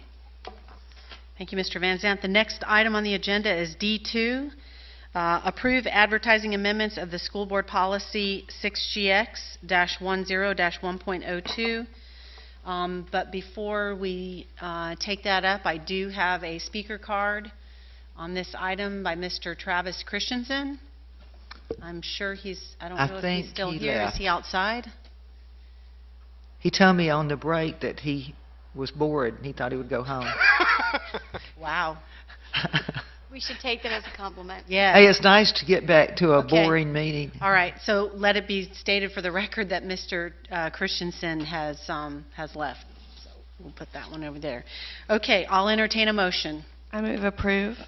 I'll second. I have a motion by Ms. Condon and a second by Ms. Gilhousen. Discussion. Who wants to start? You want me to start? Okay. Okay, Well, Ms. Karakis, go ahead, yeah.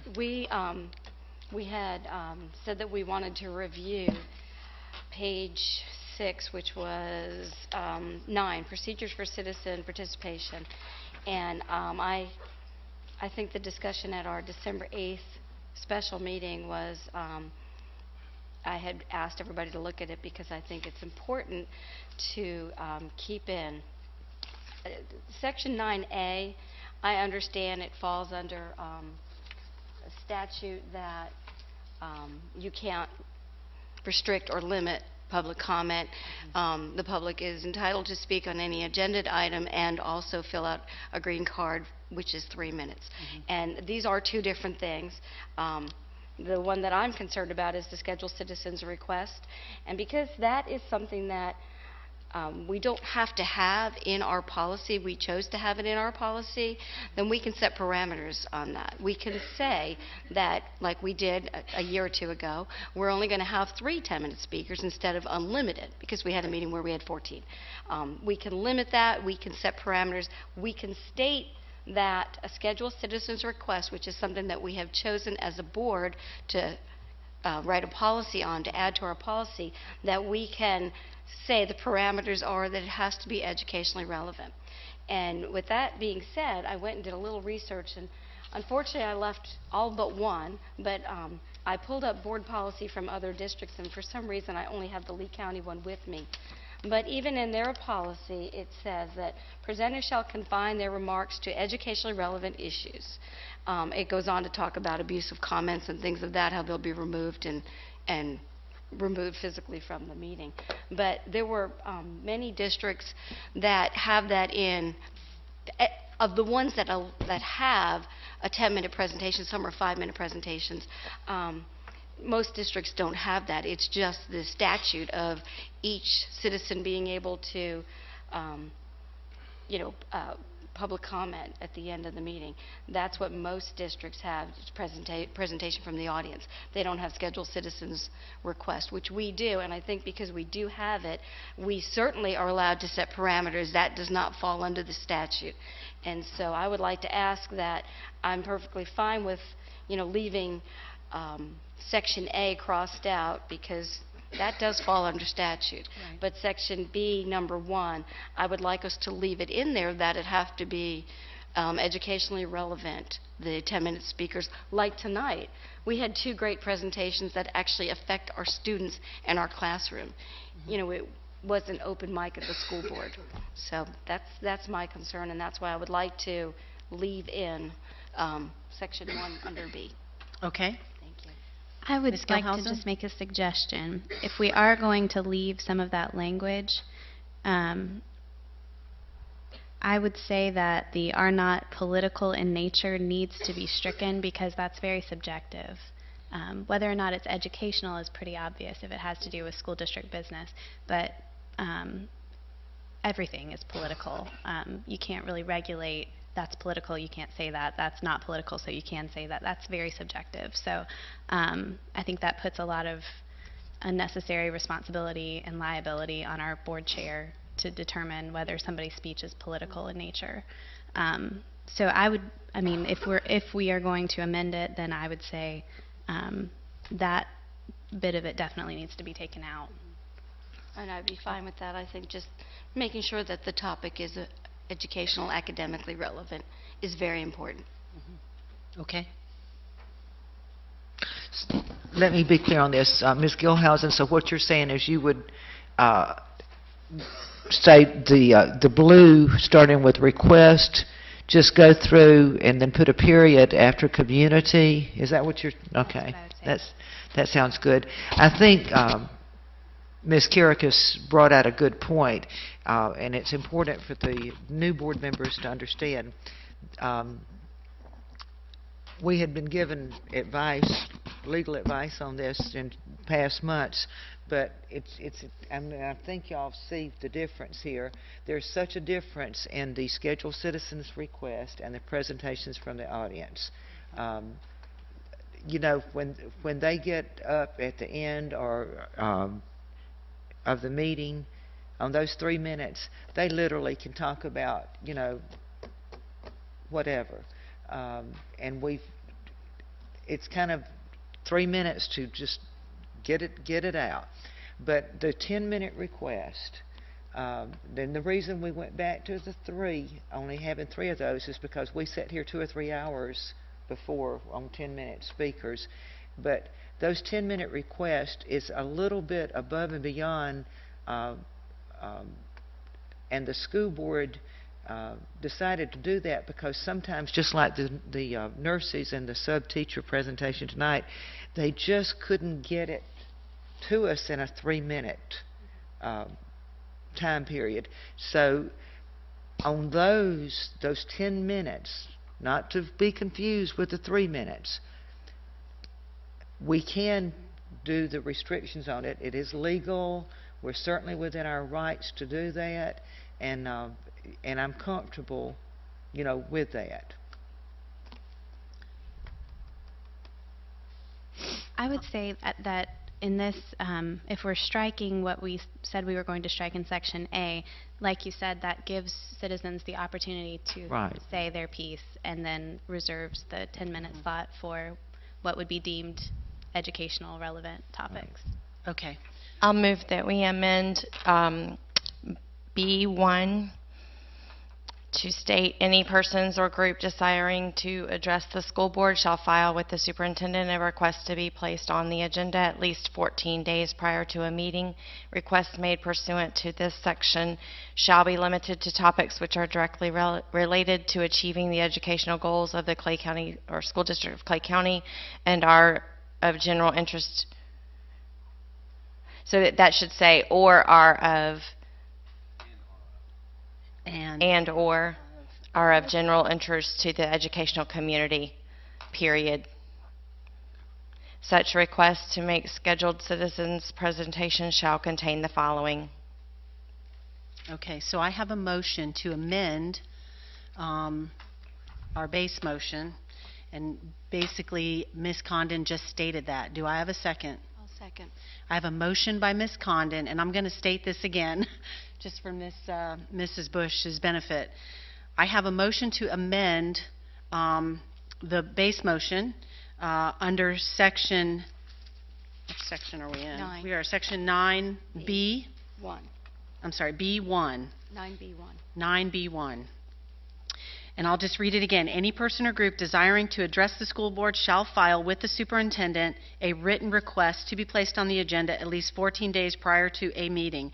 Requests made pursuant to this section shall be limited to topics which are directly related to achieving the educational goals of the school district of Clay and are of general interest to the education community, period.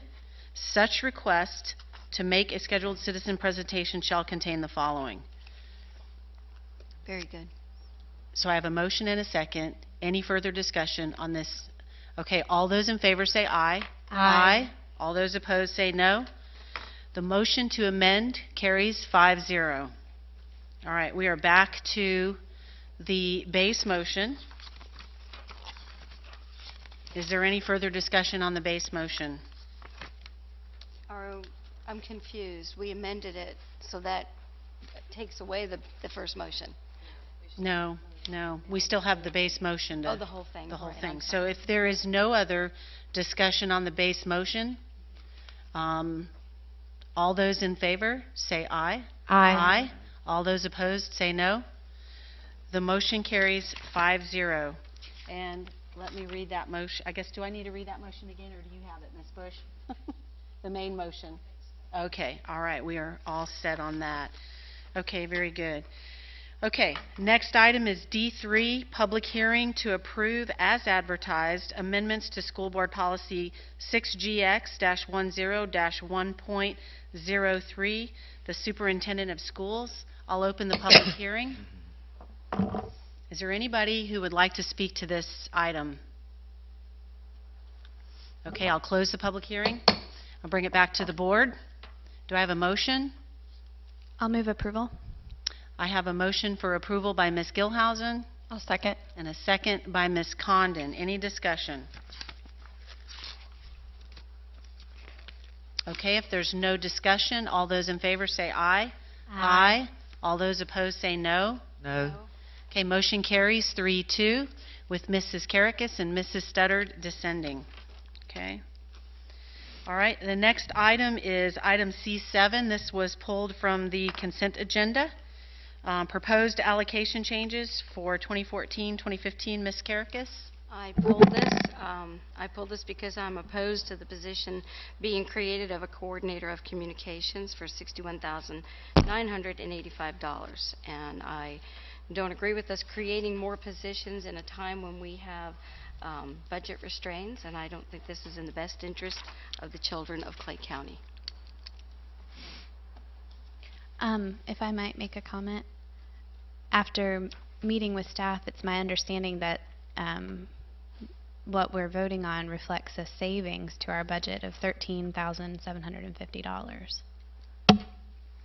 Savings. That would be the whole thing together. I'm talking about one position on here. The one position in. So I am, Okay, Ms. Condon, you look like you had something to... My understanding was that it replaced a different position, that it was not an additional position. That's my understanding as well. right, and it's a position that we probably should have kept, that intergovernmental and relations position, which is our liaison with the county commissioners, and I think doing away with that position was very foolish, and creating this new one does not make good sense to me. Okay. Ms. Studdard. Just so, this is just for the benefit of the two new board members. We used to have a, I don't even know what the title was, public relations, whatever. It was a coordinator 2 job, I believe. That was done away with. We came in, we had someone hired, and then a position was opened up in support services, and they were moved over there, and there was a 10,000 or so increase in salary. Then that position now has been deleted, and we've come back over, and what the bottom line is we've got a coordinator 1 position now at 61.9. So it's just, there's been a lot of changes over the last couple years. Okay, Mr. Van Zandt, I think he had a... Well, here's the bottom line, if the board, the public, whoever would like to look at it. By combining the duties of the public relations officer, which when I took office, the public relations officer was making a little over $72,000 a year as a coordinator 2, planning and intergovernmental. So been here many years. Excuse me, Ms. Studdard, please do not interrupt. You do not have the floor. The bottom line is not how long somebody's been here, it's what they're actually doing that meets the needs, the current needs of the school district. and those change daily. Those change through state law, those change through the Department of Education. We have to be a more agile, adaptive school district than we ever have in the 16, 17 years I've been paying very close attention to this. So the public relations job, the planning and intergovernmental relations job, all the duties, all the things that need to happen for this district to create good things for our staff and our students every day are happening, and that's happening at a cost savings to this school board. As we move into an interim period with our attorney, if you annualize the cost savings by all the legal services, planning and governmental relations, and public relations and communications that we're getting right now, they're annualized at a cost savings of $152,000. The board will, of course, review allocations as you always do in the spring, and you'll allot how many ever allocations you give, and I will staff them with highly qualified people as I have. Okay, thank you, Mr. Van Zant.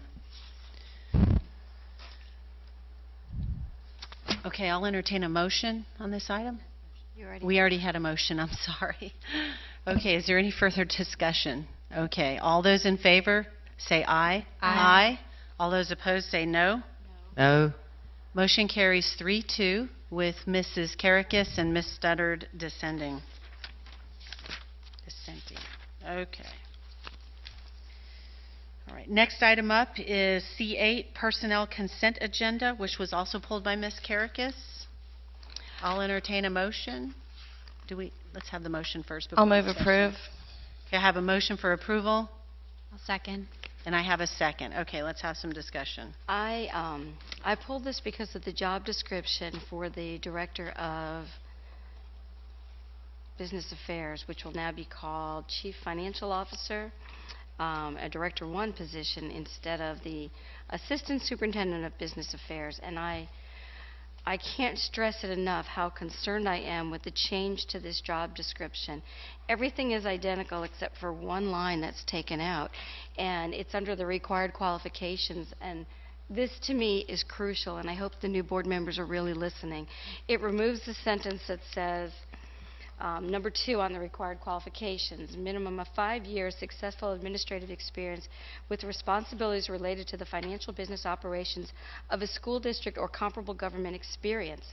The new job description ends there. It removes with operating budgets in excess of $150 million annually.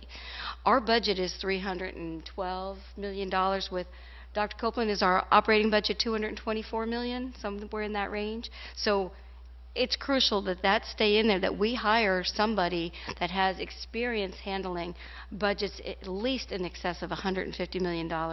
That is why I pulled it, because this frightens me that this is being dumbed down for whatever reason. It's crucial to leave that in there.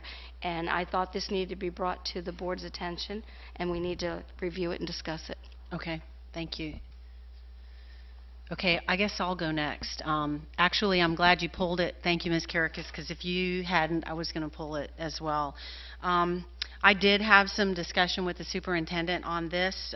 That was my very first. It was like, to me, it was a big red flag. My concern also was around this, the governmental experience piece. We have a lot of funding that's in different buckets, and I think I really wanted to understand what that governmental piece was, and I think that it's critical. Here's my philosophy. My philosophy is that the Chief Financial Officer, next to the CEO, is probably one of the most critical, if I could use that word, one of the most critical roles that we have. In our district, we're currently facing a major some financial challenges, and I just don't think I'm comfortable with taking a risk of downgrading this position from an assistant superintendent to a director, I believe it was, to a Director 1. And here's the reason why, is because much like a CEO, a CFO has to be regarded in the highest esteem. He has to have that clout when he is dealing with, this district.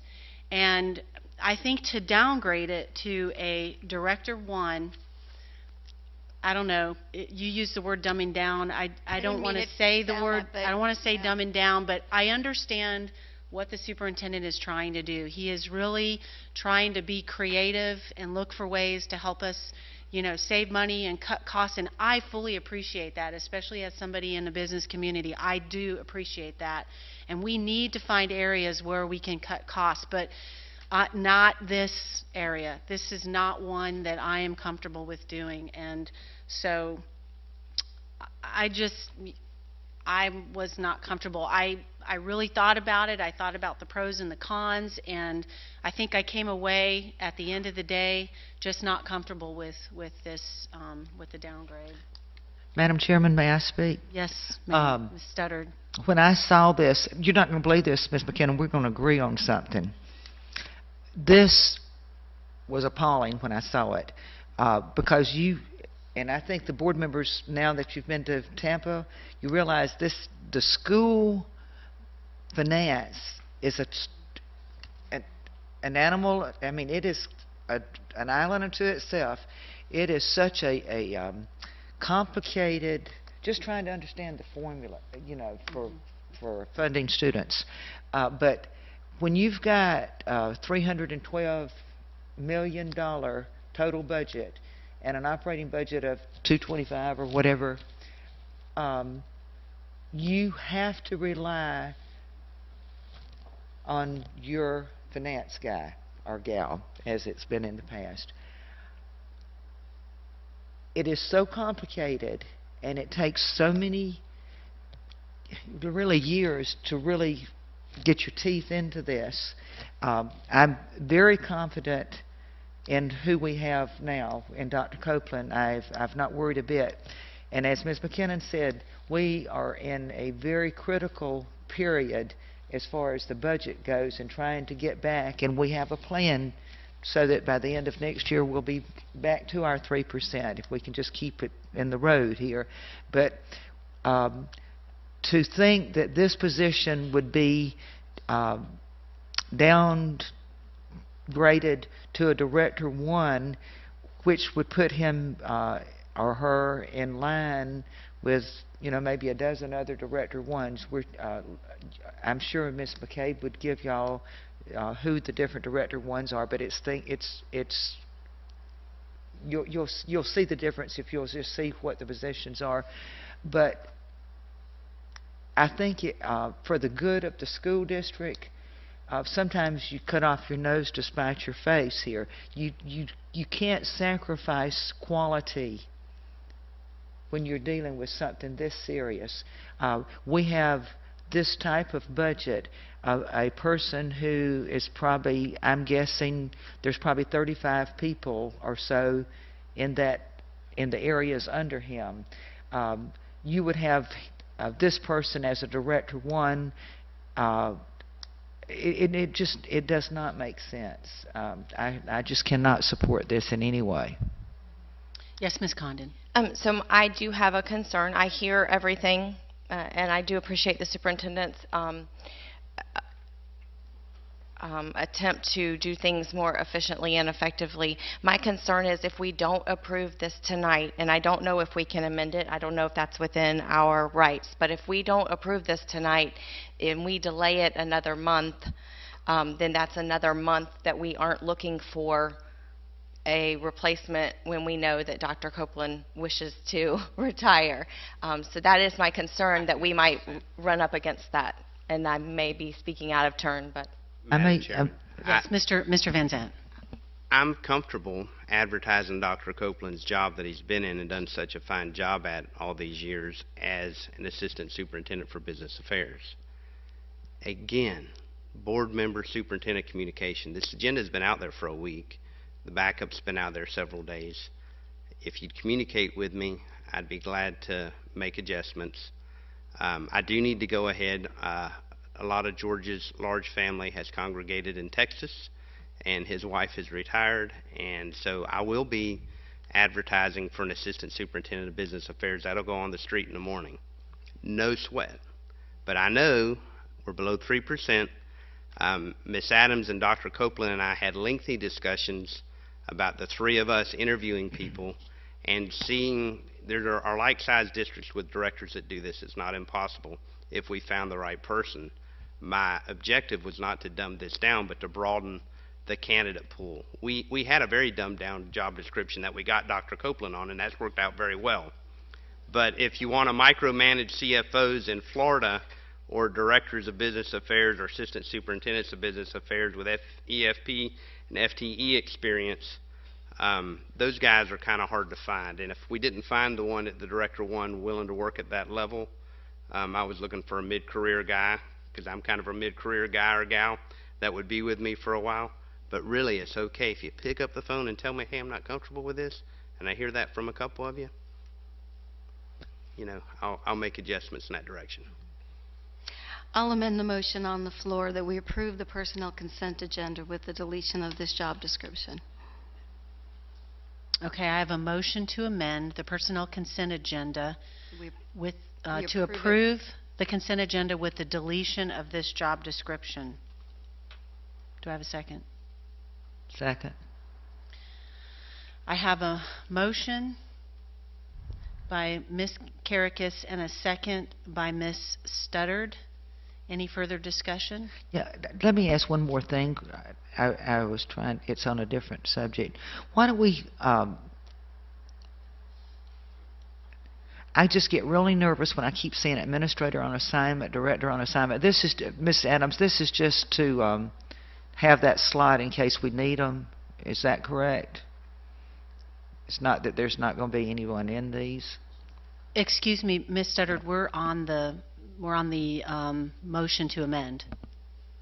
That's the discussion. I have a question about that. Okay. If we delete this job description, how long does that delay your ability to? It doesn't, Oh, it because doesn't. there is already a job description Okay. there for This is just a Dr. revised. Copeland. This just, yeah. Keeps the existing one Right. in effect. And then we would be approving the consent agenda, which of course needs to be done. Correct. Okay, any further discussion? So I have a motion to amend the personnel consent agenda to approve the personnel consent agenda and delete this current job description. I just want to say one thing, that I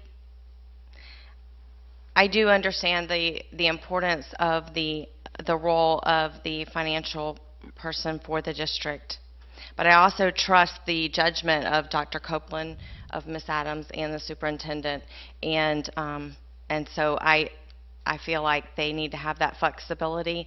And what a job description has in it, we all know that most people end up doing way different things than what their actual job description says. And qualifications, I can see actually positives of having this job description in place, because it offers an opportunity for advancement for someone maybe in their mid-career who would be willing to come into our school district, maybe only has the 5 years experience, doesn't have 20 years experience, but when they have 10, 15, 20 years experience, that we could provide them a promotion and not lose them to another district.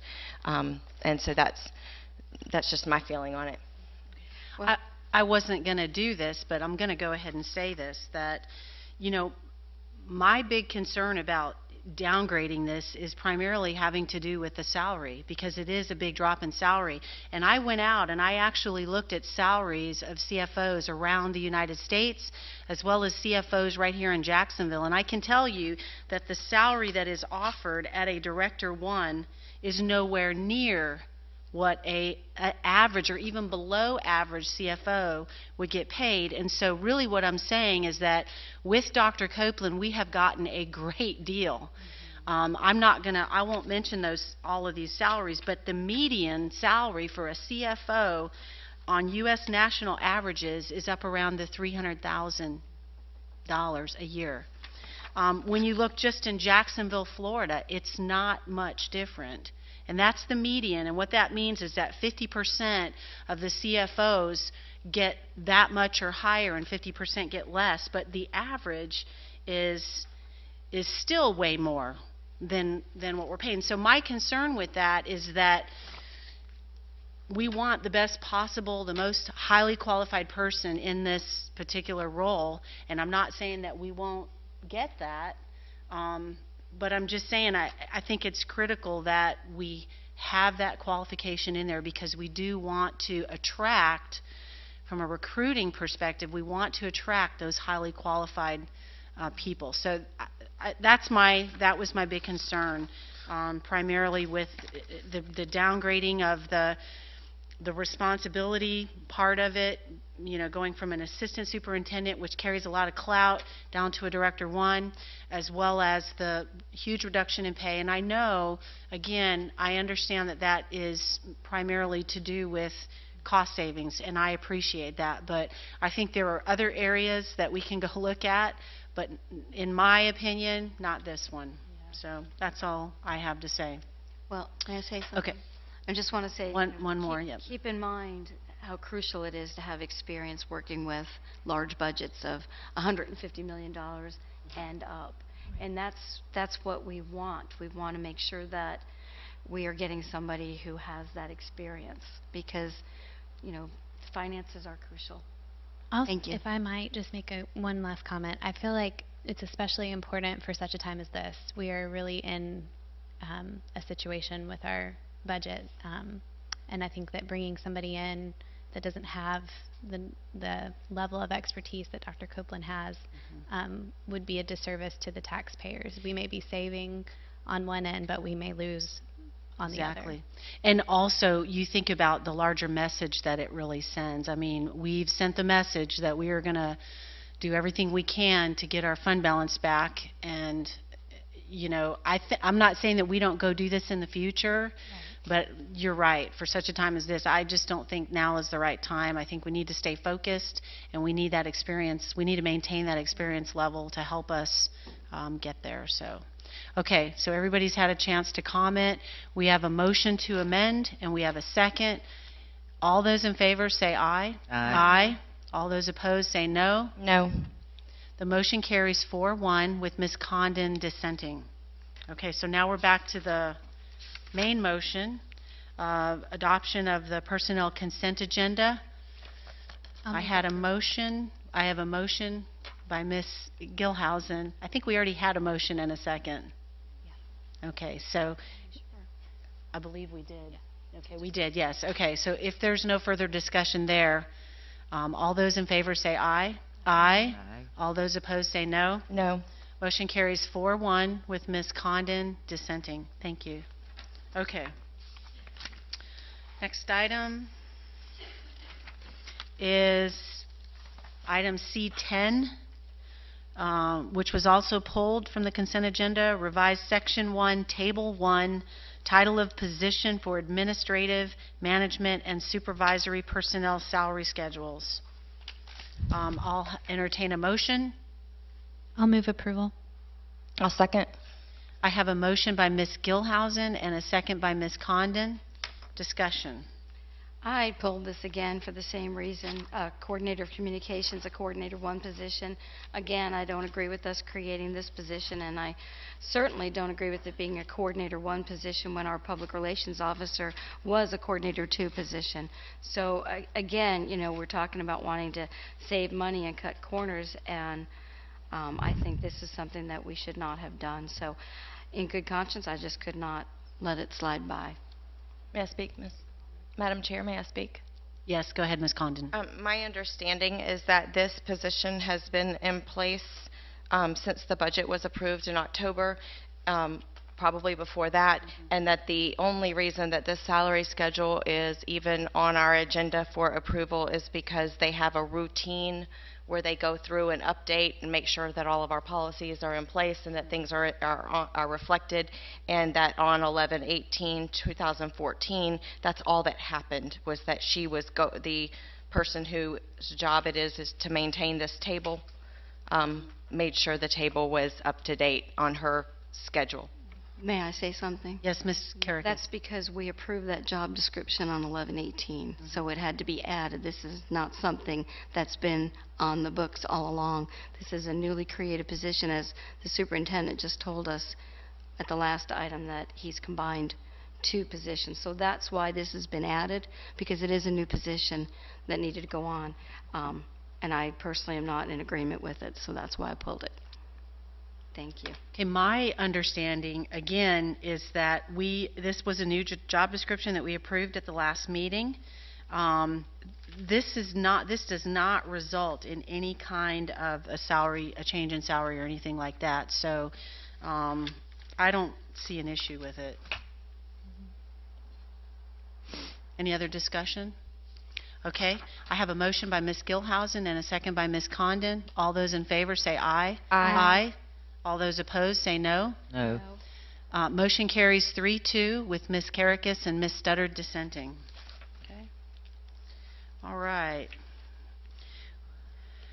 Next item is item D4, Human Resources Special Action. I'll entertain a motion. Move approval. Second. I have a motion for approval by Ms. Studdard and a second by Ms. Karakis.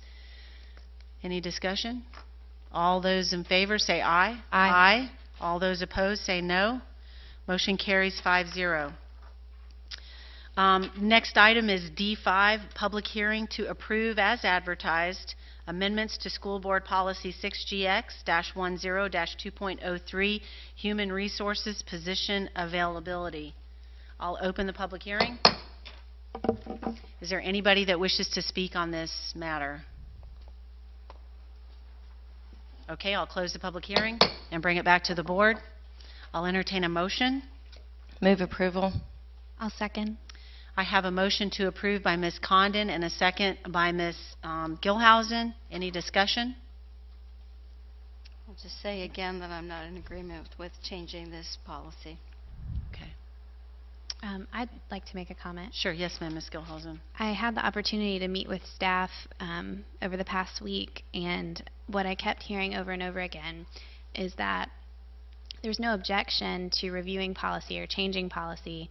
I just think and what I'm hearing is that it needs to be done in a collaborative way that is done in consultation with staff and the people whose jobs are affected on a daily basis by these policies.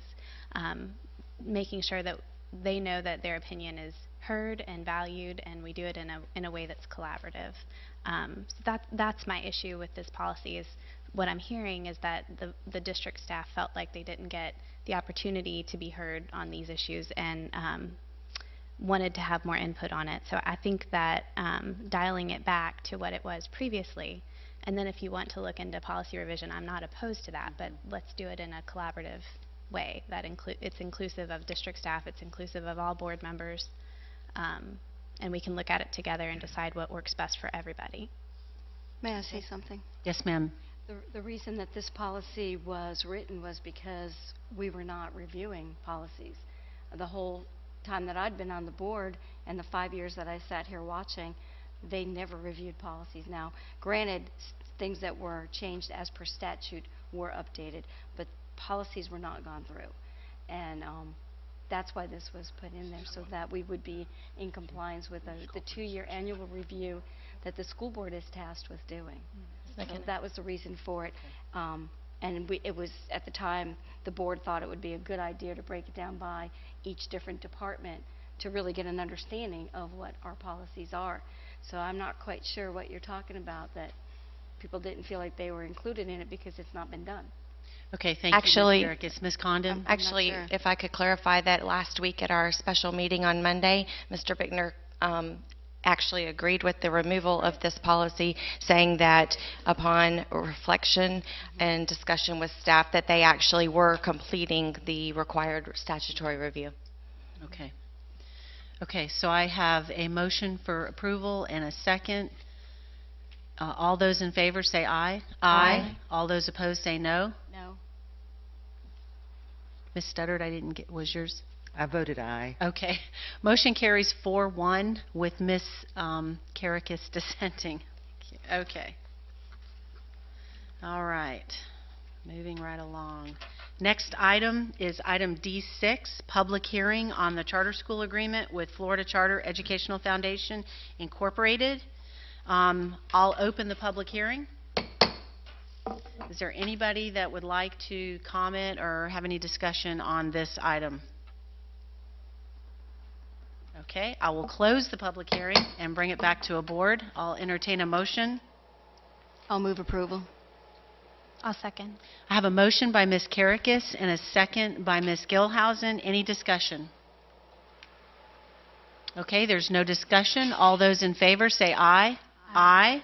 All those opposed say no. Motion carries 5-0. All right, moving right along. Next item is D7, public hearing to approve as advertised amendments to School Board Policy 6GX-10-5.02A, Business Affairs Purchasing. I'll open the public hearing. Is there anybody that would like to speak on this item?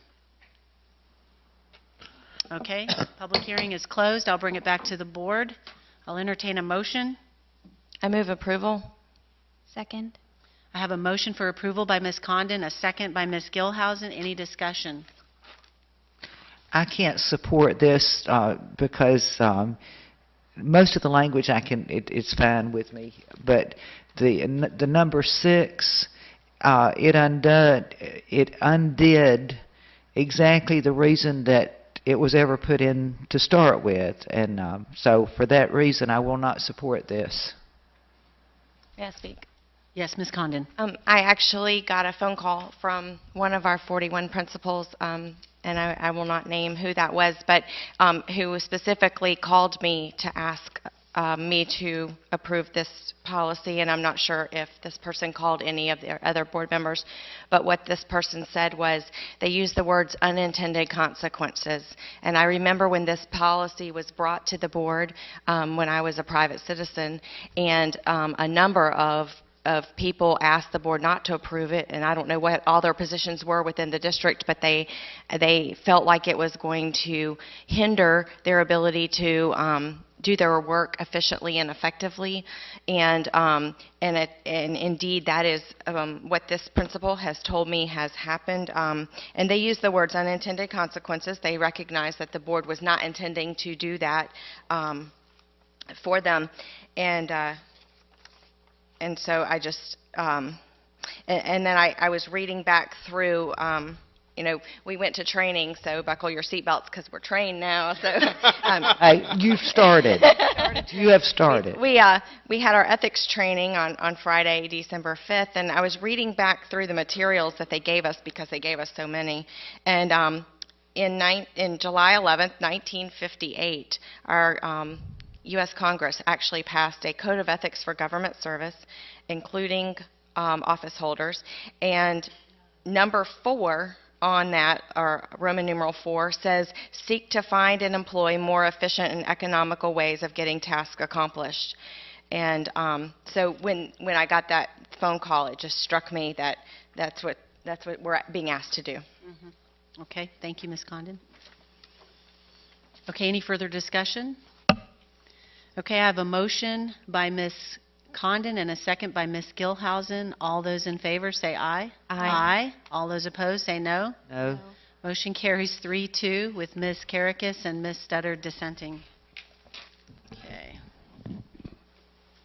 All right, we are going to move all the way down to, because we've already done 9, 10, 11, and 12, we will move down to item D13, the monthly financial report. I think there's one other. D8. D8. I'm sorry, did I miss one? Yes. I am so sorry. D8. Okay, public hearing to approve as advertised the amended notice of tax for school capital outlay for 2014 and 2015 school year. I'll open the public hearing. Is there anybody that would like to comment? Okay, I'll close the public hearing and bring it back to the board. Move approval. Second. I have a motion for approval by Ms. Studdard, a second by Ms. Karakis. Any discussion? All those in favor say aye. Aye. All those opposed say no. Motion carries 5-0. Okay, now we are on to item D13, monthly financial report. I'm sorry, it's a 13. I hope that doesn't mean it's unlucky. No. December is a critical month for us because we receive the third calculation. That calculation in my estimation, my experience, will probably come in Friday. Okay. It is my intent to study that and report to Ms. Adams and the superintendent before I leave on Christmas holidays, so we'll know the full effect of it. I don't know the full effect of it at this time. I know what I'm counting on. And anything less than what I'm counting on, I'll let some others carry the burden of that over the Christmas holidays. We've got our fingers crossed. I am concerned that throughout the state, there are increases that come to school districts based on audits, prior period adjustments, FTE count in October, and the state does not have the kind of money that I fear is required for 100% funding. As we completed the budget process and the second calculation in July, there was already a proration, which means at that point that the property tax was not going to be sufficient to carry its burden of the total financing for the FEFP. So now we come and we come to the third calculation. My hopes are that we will be in great shape. We want to go forward with our fund balance towards the 3%. We're working at that very hard. Anything less than 2.58, we need to make some significant adjustments in my recommendation. The other funds are doing fine. The savings for Mr. Merrill will help him in his budget based on the refinancing of the COPs of $1.5 million over the remaining life of those bonds. I am concerned about one other fund, and that's the self-insured fund. It's also called 711. That funding comes from a number of sources, primarily from the general fund for workers' compensation. I have underfunded that, and I have told the board that for a couple of years, because if I fund it at its capacity and its need, then that's going to create a greater expense in the general fund, which we can't do. So future persons, people, individual, they need to look at that. And I'm reminding the board, we need to look at that, because that fund balance in that fund is based on actuarial analysis. And we need to be at that level. Everything else is fine. We're doing okay. I'm sure Mr. Merrill could use more money. And hopefully in the future his budget will not have to absorb some of the deficiencies we have in the general fund. So that's my report. I will, in January, we'll have a more significant review. Okay, great. Thank you. Does anybody have any questions for Dr. Copeland? Okay, I'll entertain a motion. I'll move approval. I have a motion by Ms. Gilhousen. We had one. I don't think we... Second. To discuss it, we had one. On the financial report? Thought we did. No. We have a motion by Ms. Gilhousen and a second by Ms. Studdard. Is there any other discussion? Okay, all those in favor say aye. Aye. All those opposed say no. Motion carries 5-0. And that brings us down to presentations from the audience. Do we have any people in the audience that would like to speak for 3 minutes? Nope. Oh, they didn't have a card in. Okay. All right. Superintendent requests. Very proud of this school district. We've had a great first semester. Thank you for those that work here and are staying here to continue to support even in the board meetings. We appreciate you very much. Please relay my thanks and a very warm Merry Christmas and Happy Holidays, and just take some time to recharge your own batteries, and we're going to hit the ground running here in January again. Look forward to seeing you, some of you, in the morning at the principals meeting. All right. Board member requests. School board requests. Ms. Studdard? Just tell everybody happy holidays and Merry Christmas, and it's been a busy month. We've started judging science projects at the schools. My Rotary Club did Orange Park Junior last week, and so we're off to the races. It'll be back to the County Science Fair soon, I guess. But I do hope everyone has safe travels, and Merry Christmas.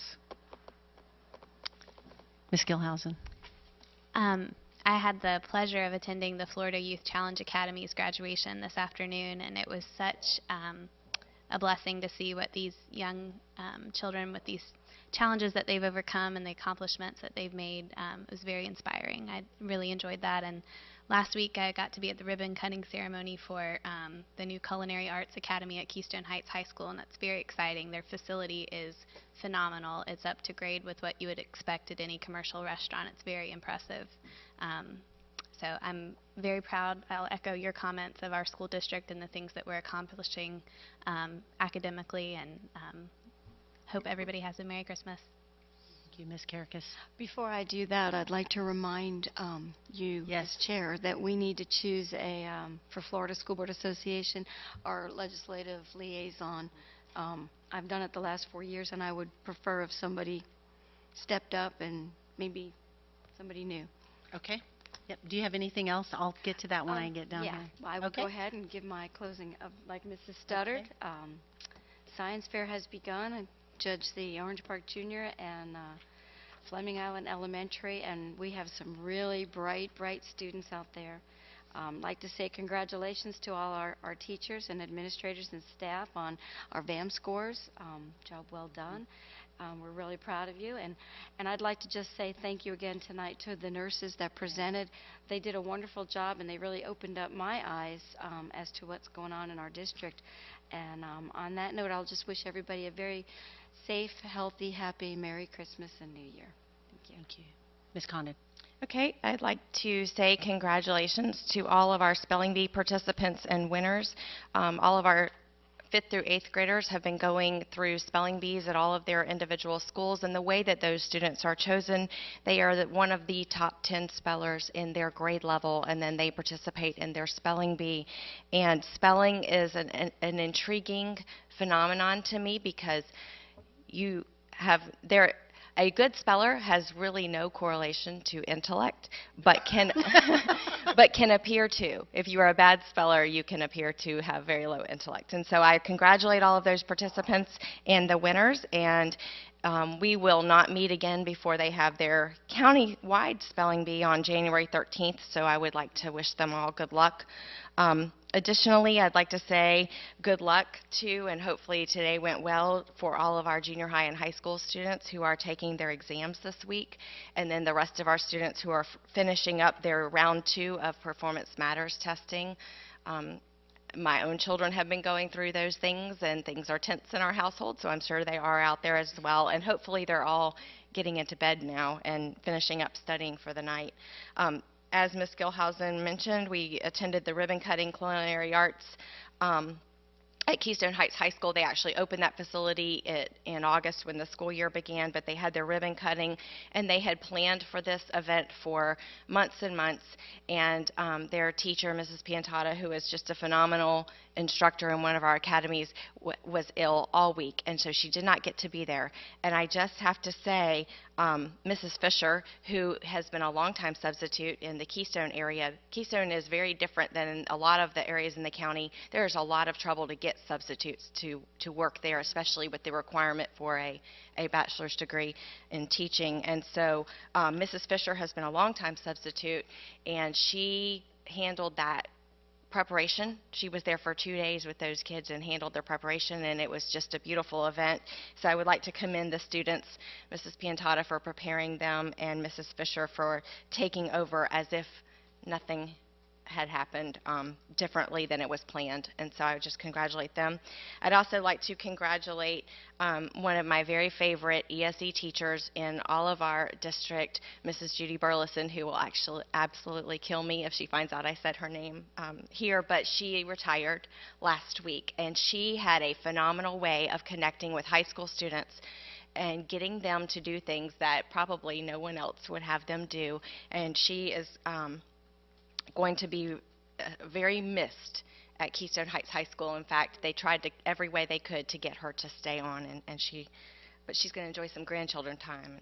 And then finally, this is the time of year that we look forward to the new year and we look back on the previous year.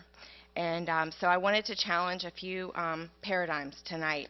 And as been referenced tonight, we had our training at the Florida School Board Association meeting at the beginning of this month. And one of the things that they handed out was standards for school board member boardsmanship. And certainly this is nothing that we are required to meet, but it is it's a lengthy document. I wrote on this copy. I made a copy. I laminated my official copy because it's so valuable. But there were a few things that I wanted to mention as we go forward into 2015. There were some things on here. One of those was bring about desired changes through legal and ethical procedures, upholding and enforcing all laws, State Board of Education rules, and court orders pertaining to schools. And it just struck me that nothing in there says anything about emotions. And sometimes we can make decisions based on emotions, but I would just challenge that we not do that. Secondly, it says recognize that decisions must be made by the board as a whole, and that when made, these decisions must be supported by the entire board. And that's a difficult one I would struggle with because I know that we always don't agree. But I do believe that we all have the best intentions and that we don't take negative tension off of the dais, and I appreciate that. The next one that I mentioned, and it was just it's the second to the last one, so I'll be quick, but it's work with the superintendent, neither undermining nor intruding into the areas legally assigned to school administration. I want us to really stay true to that. And then the final one. Remember always that my first and greatest concern must be the educational welfare of all the students attending our public schools, and that we must provide appropriate curriculum, facilities, and motivation so that our students will be encouraged to love learning, enabling them to achieve their fullest and highest potential. So, with that. Outstanding. Wow. Okay. All right, so just a couple things. As Ms. Carrick has said, I did want to go ahead and, with respect to getting the board's consent on the FSBA legislative liaison, I was working on graduation and district committee assignments, and that was one of them. And I didn't realize when I was looking at the one that we had for last year, the date on it was February. So I just thought that we had until February to get it done, and I was kind of working through that. But anyway, I had offered to do that, so I would like to do that. If anybody has any objection to that, I would be... Okay, so I'll go ahead and take that assignment, and then we have to notify the FSBA who that person is going to be. Who does that? Okay, Ms. Bush, or Ms. Bush will take care of that. Okay, yes. The person that I had actually had you. I thought you would be the alternate. Okay. I'm on the committee out there anyway. That's so what I'm thinking. So I'll I'm be your thinking that if alternate. I have questions, I can come to you. Okay. All right. So I'll be the primary, and Ms. Karakis will be the alternate. And then the rest of these assignments, I'll go ahead and get them done and get them out to you the next meeting. The other thing that I just wanted to say is that I also today had the great privilege and honor of attending the FLICA graduation. And when I took the chairmanship, I wasn't really sure if that was going to be... I wasn't quite aware of all the blessings that come with this role, and I experienced one of the greatest blessings today by having the privilege and honor of being up on the stage and handing these young cadets and students their diplomas. And one of the things that impressed me the most about these candidates is that every single one of them looked me in the eye, and when they shook my hand. And it's unfortunate, but you don't see a lot of that today with some of our students. They have a difficult time looking you right in the eye. And these cadets, I mean, they were I just think that what they accomplished was just incredible. And as I was watching them do their drills, it was very, very reminiscent of my boot camp graduation. And so I know that they've been through a lot, and I could completely identify with each and every one of them from where they started to what they went through and to where they came, you know, where they ended up. And it was very, very moving. And I'm sorry that I wasn't able to get to the other ones, but this was my first one. But it was just incredible. And it was really moving. And so I'm going to do my very best to get to every single one of them after that. And with that, the last thing I'd like to say is I just want to wish everybody a very Merry Christmas and a Happy New Year. And we will hopefully see everybody back here next year. And with that, attorney requests? I just would urge everybody during the holiday seasons, be careful about drunk drivers out there. I attended a safety meeting and I saw some really disturbing statistics on youth and texting and the level of danger on the road. So it's a dangerous place out there. I encourage everybody to be careful. Other than that, I would tell you Merry Christmas, Happy Hanukkah, season's greetings, and Happy New Year. All right. Thank you. And with that, I'll adjourn the meeting.